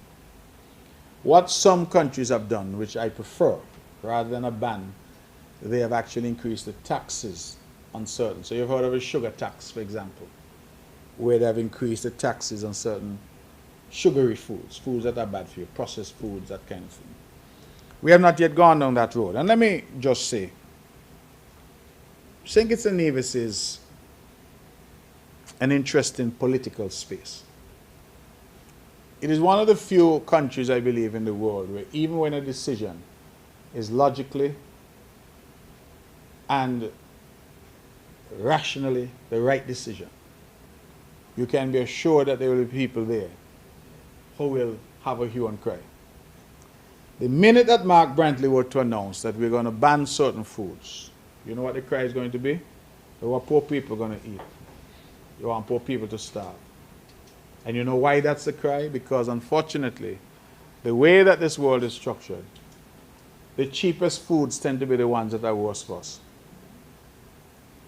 So, the reason why a lot of parents go and they buy, in addition to them being addictive, of course, full of salt, full of sugar, is they tend to be a lot cheaper. So they're buying the snacks that are the cheapest snacks, etc. So if I ban sweet snacks, you're going to hear the outcry. What is the mother on the, what do you call them in St. Kitts, they was engaged in the manufacturing sector? What's she going to get your children?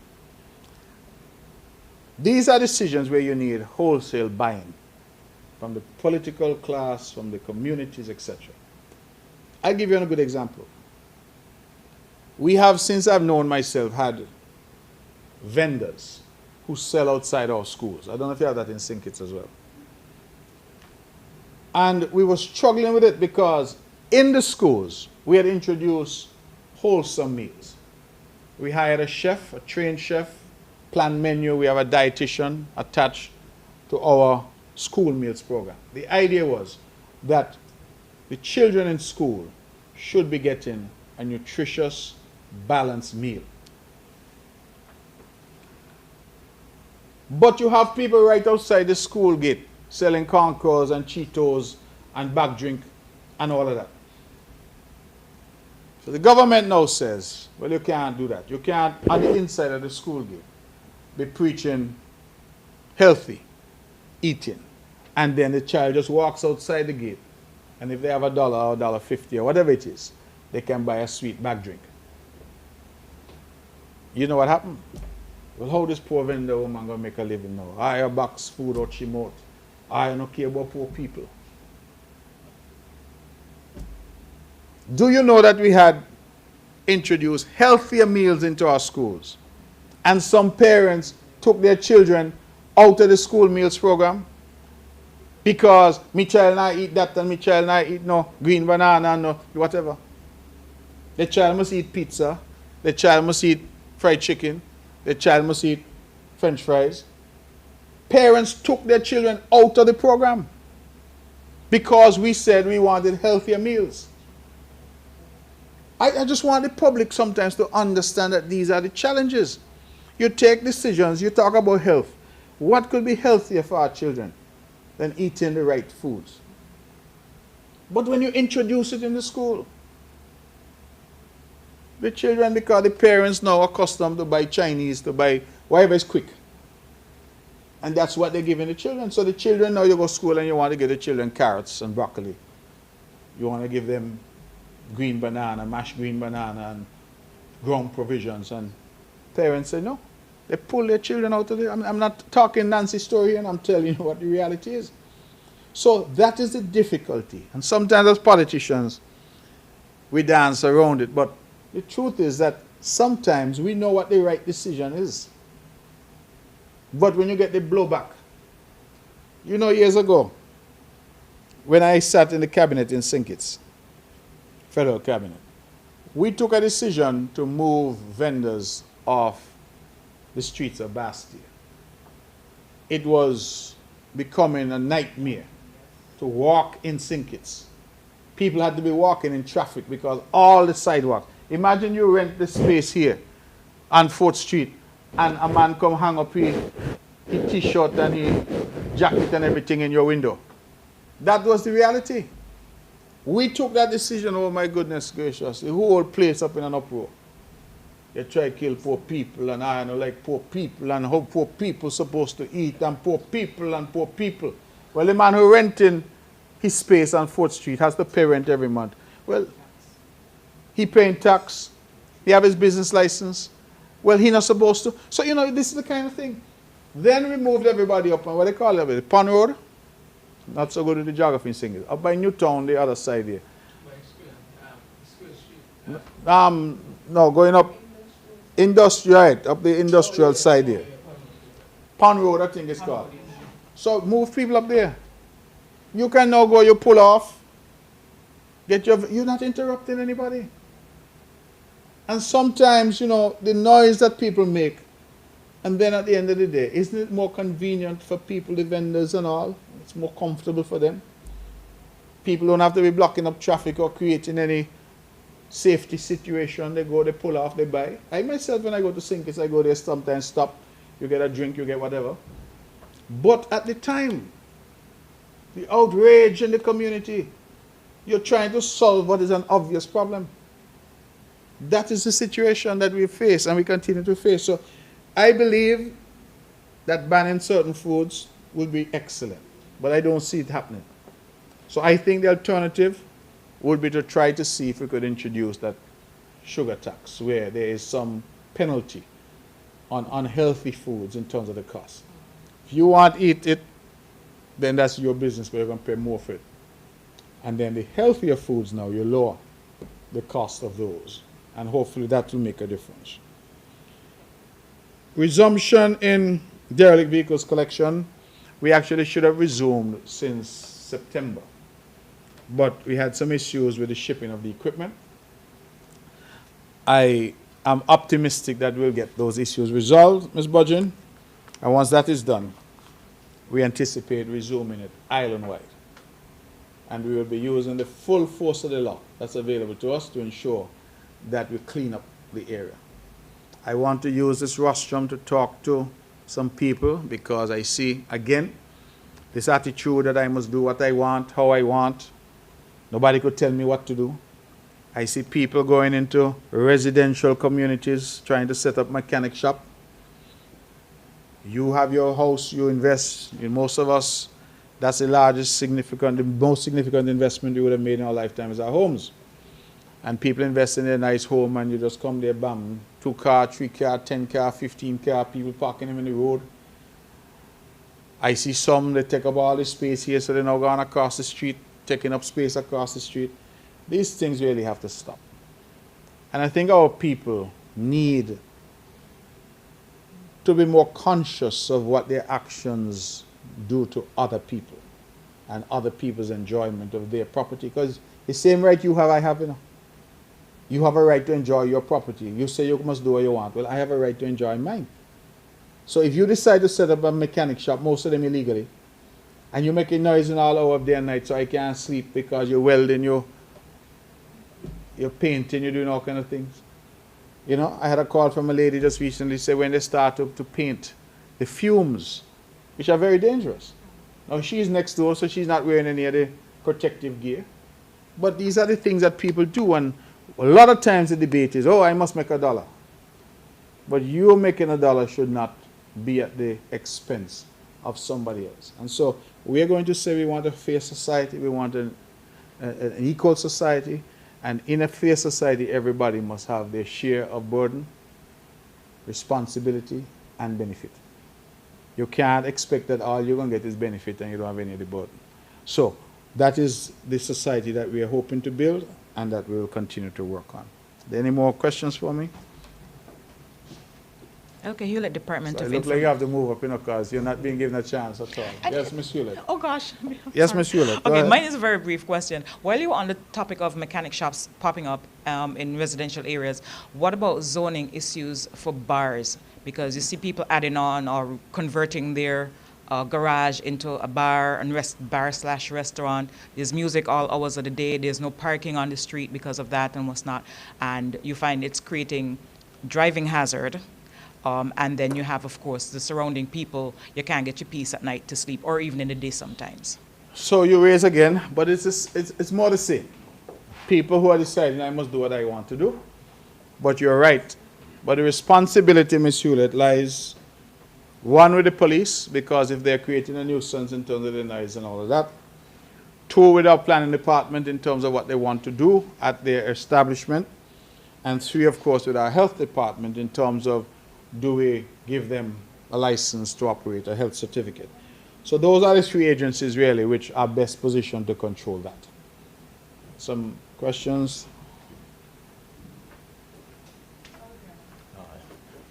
Good morning, everyone. My name is Bjorn, and I'm a YouTube content creator. The mission of my channel is to bridge the gap between Africa and the Caribbean. And I have over 14,000 subscribers, and make sure to go on over and subscribe. Question number one. How do they subscribe, Mr. Handy? Since you're trying to plug your YouTube, tell us, how do they subscribe to your Just YouTube? go on over to my channel, Beyond in Africa, and click the red subscribe So button. Beyond, B-J-O-R-N, in Africa? Yes, Okay. with a K. Okay. Yeah. Question number one. The federal government recently reformed the Citizenship by Investment program by creating a new CBI department in St. Kitts with several new workers and new board of directors. Question is, do you know if anyone from the island of Nevis is on the board of directors or working at that new Citizenship by Investment program department? Question number two. Yesterday, St. Kitts had a Budget 2025 National Forum where the digital economy and technology were discussed. Question is, was this forum a St. Kitts local forum or a St. Kitts and Nevis national forum? Do you know if anyone from Nevis was invited or attended this forum? Question number three. What is the status of St. Kitts and Nevis constitutional reform and electoral reform? Question number four. I think, Mr. Premier, your trip to Bermuda was a good idea. Question is, you mentioned how progressive Bermuda is. you also mentioned that more than 50% of Bermuda citizens came from St. Kitts and Nevis, like descendants. So what do you think is contributing to the difference in mindset between the people of St. Kitts and Nevis and Bermuda? The last question is, Mr. Premier, your idea that you mentioned some minutes ago about leveraging our citizenship by investment program and market what we have to our existing citizens who invested in citizenship. Question, why can't the Nevis Island administration sell citizenship by investment shares or have access to the citizenship by investment database, since the citizenship by investment program is a St. Kitts and Nevis program? Thank you. Mr. Stanley, thank you for your questions. And again, for your YouTube content, Beyond in Africa. Yes. Africa spelled with a K. The first question had to do with the reforms in the CBI program and the board. I can tell you that we have been invited, the NIA, to nominate individual to that board. We have not yet done so, but that invitation has been extended to us. And so we're looking to find the right individual to suggest to be on that board. In terms of the workers, I don't know. The jobs, as far as I understood, were open to whoever would apply. I don't know if anybody from Nevis applied or was successful. The 2025 National Budget Forum that was convened in St. Kitts was a national forum. I can confirm that we had an invitation to attend here in Nevis, but regrettably, the problem that we encountered is we had our cabinet meets at that same time. And so we had a difficulty in terms of not being able to do both, go to that consultation and have our cabinet here. And we opted to have the cabinet since we had some critical issues that we needed to discuss and settle here. But as my understanding, it was an open forum that anyone could attend. The status of constitutional electoral reform, I don't think there has been any movement on the constitutional reform side that I'm aware of.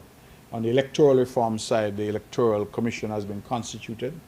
Electoral and Boundaries Commission has been constituted. I know they've had a series of meetings, and of course, we're represented on that in terms of the opposition by the Honorable Sean Richards and the Honorable Alexis Jeffers. The government side has two members. I know the Honorable Congress Maynard. I'm not sure who the second member is on the government side. And it is chaired by Dr. Wycliffe.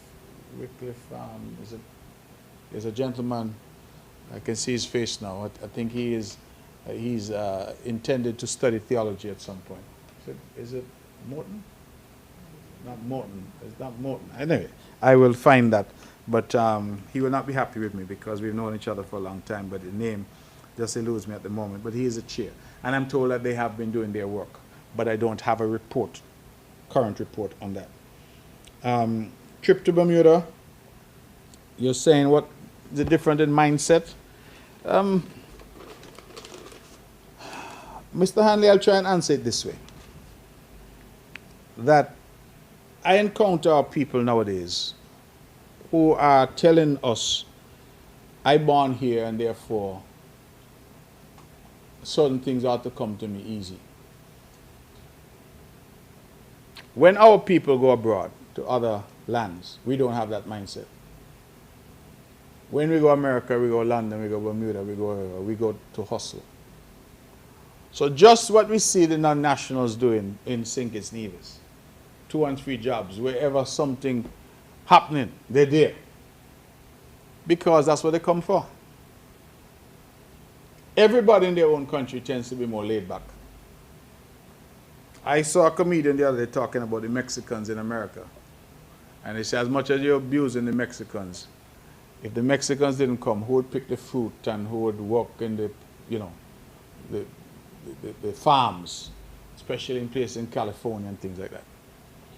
Because I think every community feels that because this is their country, certain things they shouldn't have to do, certain things they're not willing to do. They should get the benefits, but they're not willing to carry the burden. That's the kind of attitude. And I think that that might account for some of the difference. Your question could easily have been the same because Bermuda is a small island, so our impact in Bermuda has been outsized, meaning visible because of the size. But if you go up to Canada, you have pockets of incredibly accomplished Kittitians and Nevisians. Many of them, when I go to Canada and talk to them, you know, they went to Canada as domestic workers. That's what they went for. But their children have PhD, and their children are engineers and doctors and lawyers. You know, they notwithstanding what they went there to do, they made sure that their children. And that is because I think they had this mentality. I'm in a foreign land, and I must work, I must be on time, I must be ambitious, I must push. Somehow at home, people think they shouldn't push. So you want to sit down at home, as one of my colleagues told me, don't apply for any job anywhere.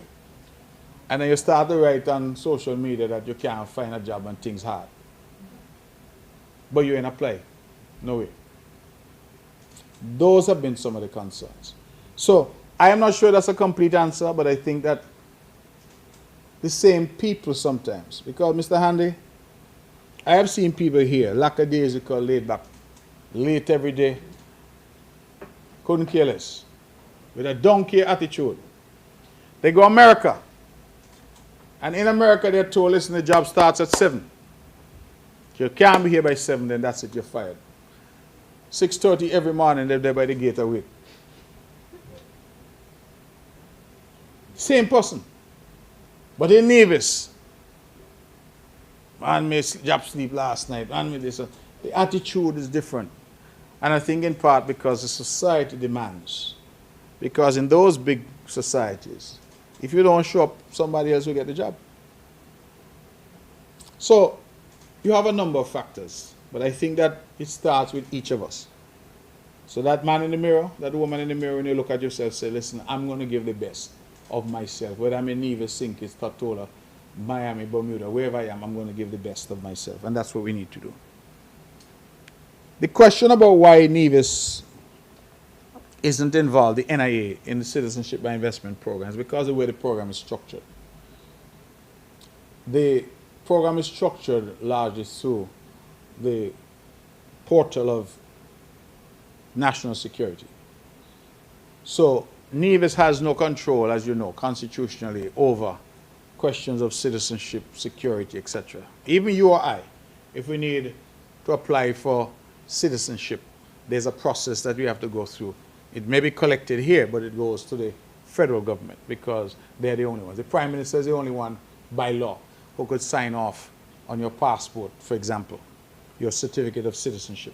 Nevis has no legal authority to do that. So barring a constitutional amendment, which would somehow allow Nevis. And frankly, Mr. Hanley, I don't think it's necessarily a bad thing, because I believe you could potentially run yourself into difficulty if you're issuing passports on Nevis, issuing passports on St. Kitts. I don't mind having one central body. That's what most countries do. That would be responsible for that. Where I have had my concern is when the proceeds come, that we also have a mechanism for a fair sharing of those proceeds. That has always been my position. So that is the short answer. I think legally we don't have the capacity in Nevis to deal with issues of citizenship. And that is the reason why, even when there's a project in Nevis, everything goes over to St. Kitts for processing. So Dixon? I have some questions sent to me from some of my colleagues from SK Newsline who couldn't make it today. The questions are, what is the current state of the offshore financial sector on Nevis? Are there still requirements to meet as handed down by international partners? Is Nevis mostly compliant? Also, is it your view that international stakeholders like the USA and Europe would refer, as some would refer to, as to imperial powers are generally interested in small countries like St. Kitts and Nevis developing their economies and becoming less dependent on international assistance? Or are they deliberately placing hurdles to hamper industries like CBI and offshore financial sector, creating an uneven and unfair playing field? And the last one on the hospital is, some believe that poor planning and design of the new wing at the Alexandria Hospital is a reason for the project's delay and overrun? Who was responsible for the design? Was a bidding process allowed to vet and choose suitable candidate for the job? If not, and why not? And what is the current state of the project, and when will work resume? Your colleagues and singers have not been listening, Mr. Dixon, because they're going over some of the ground that was covered already. I did say in relation to the hospital, starting there, that the Minister of Health, no doubt, will be given a fulsome report during the budget discussions, which are scheduled for early December. Poor planning, poor design. We did have some issues in terms of the internal design at the hospital. The original work on the hospital was done by Brand architectural firm, and we ultimately did have some issues in terms of the flow, internal flow. Nothing in relation to the quality of the building or anything, and we had engaged a firm in the US that has done that work for us. That was one of the reasons why we had a delay, because we reconfigured the interior of the hospital. But in terms of poor planning, I wouldn't say that is the case, no. Did we go out to bid? The answer was no. We opted to go with a local firm to do the design on the hospital. And as I said later, we went with another firm in the US to redesign the interior. Again, no bidding. We didn't do any bidding process on that. I don't think that we lost anything by that. The project, the way it was conceptualized, was to be built out over a period of time. We ran into difficulties with COVID. Then we had these issues that we had to reconfigure the interior flow of the building.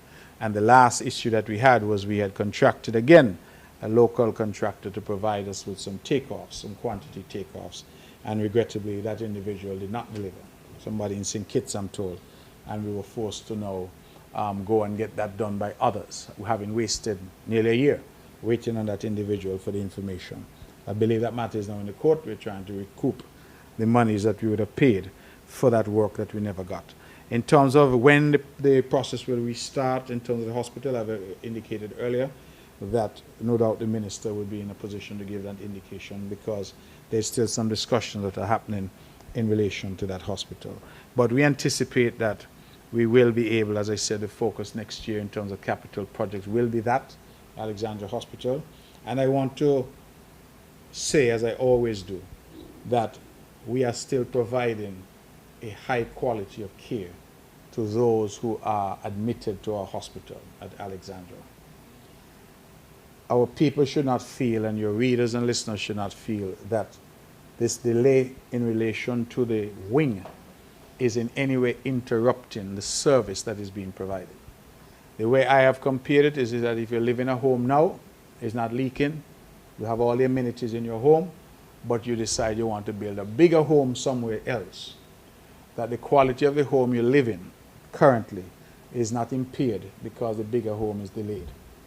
People still are getting quality care. We have more specialists than ever before in the history of Nevis, better and more state-of-the-art equipment. Nevis now for the first time is offering mammogram services at our hospital. We're offering CT scan services at our hospital. These are procedures, equipment, services that never before in the history of this island have we had. Right? Nevis used to be in a habit of having some old broken down ambulances and things up there. We've invested in brand new ambulances. The service level, the quality of what we have, the equipment that we have, the personnel that we have. I mean, we have internists, we have OBGYN. We're now even offering OBGYN on the districts. So women who are pregnant in Brownhill don't have to come anywhere. They could go right to the clinic in Brownhill and get care. Right? That's what we've been able to do in Nevis. So I want it to be very clear that we are committed to finishing this wing, but people ought not to be concerned that somehow the quality of care in Nevis has diminished. To the contrary, it has improved dramatically over the years that we have been there, and I'm very proud of that. The current state of the offshore financial sector, I think my answer to that is that it's good. We have seen year-on-year growth of about 15%. I'm hopeful that we will see similar growth this year as we did last year. We have seen a lot of interest, particularly in the international banking sector. We've had some new entrants this year. Sovereign Bank is one that comes to mind. There's a second one called Sun Bank, I think they're called. They come to mind. There's one called SPC, all of which have been licensed, some in different stages of their preparation to get going. But for us, this is an important sector because of the employment that it generates, and it tends to have high quality employment. So for our graduates out there who are looking for work, who are trained in business, financial services, etc., finance, these are opportunities for them. The standard here in Nevis now, the status, I think we are compliant. I think that the last assessment that we did suggested that Nevis was mostly compliant, and that is an acceptable. It's like a passing grade if you got. So we got a passing grade in relation to St. Kitts and Nevis because we assess together. But we continue, of course, to be subject to ongoing assessments. So we continue to try to ensure that we are offering world-class compliance here in the services sector, the financial services sector on the island. The interesting question you asked about countries, developed countries, whether they want us to develop or not. I have often felt that there is genuine effort, genuine interest in seeing us develop. But I've heard the argument made, I think, with some cogency, that you can develop but not too far. We see in the region, and we keep seeing that once you see you're going along, you have a little growth and whatnot, you're all right. But when you start to leapfrog, you find that is where the problems arise. St. Kitts Nevis has had a citizenship by investment program since 1984. But it's only when interest in it exploded, maybe 10, 15 years ago, that the powers in the world started to say, well, let's take a look at this. When they themselves had similar programs. Within the EU, for example, Portugal had a program, Malta had a program. There was another country that had to close down its program. I can't remember the name now. But these countries had their programs. And England had their program where they attracted people high net worth. All the Russian oligarchs ended up in England. Canada had a program where they attracted all the Hong Kong Chinese to places like Vancouver. And the US itself has a program, you know, there's an EB-5 visa program. A lot of people don't know about it. And if you go to the US and you invest, and I think you can hire up to 10 people, you get fast track to get, you get a green card and you get fast track to get a passport. So I say all that to say that countries have copied this program, but only when we started to rise. You're now counting not in the tens of millions. You start to count now money in the hundreds of millions and the billions that they start to take an interest. So it begs the question whether or not they are genuinely interested in us moving forward. But that's a debate I think that people will continue to have, because there are lots of other things that these countries do in terms of education, in terms of support that they render, which suggests that they are indeed interested in our development. So sometimes it depends on how you decide to look at the coin. Right? It could be either heads or tails, it's the same coin. Any other questions for me? No? Okay, ladies and gentlemen, thank you very much. I think we had a good discussion this morning. Questions, as usual, were on point, difficult, because I think you all, you know, and let me just say this. I see press conferences that the Prime Minister does, and you all ask me more difficult questions, you know. You all need to ask the PM some hard questions on there as well. But thank you all for coming. Mr. Hanley from his YouTube channel, Ms. Budgeon from Vaughan Radio, of course, Ms. Bradshaw, and Mr. Dixon from St. Kitts Nevis Observer, Ms. Hewlett, who's from our own local news here, NTV, and who usually will be the conduit through which others in St. Kitts ask questions. They said Mr. Dixon today, so Ms. Hewlett will save that effort. But thank all of you. Thank NTV, Stuart, and the entire team for being here. And this ends our press conference for October. We hope with God's strength to come back next month for our final press conference. We tend not to do one in December just because of the budget. So we look forward to engaging with you further. Thank you very much.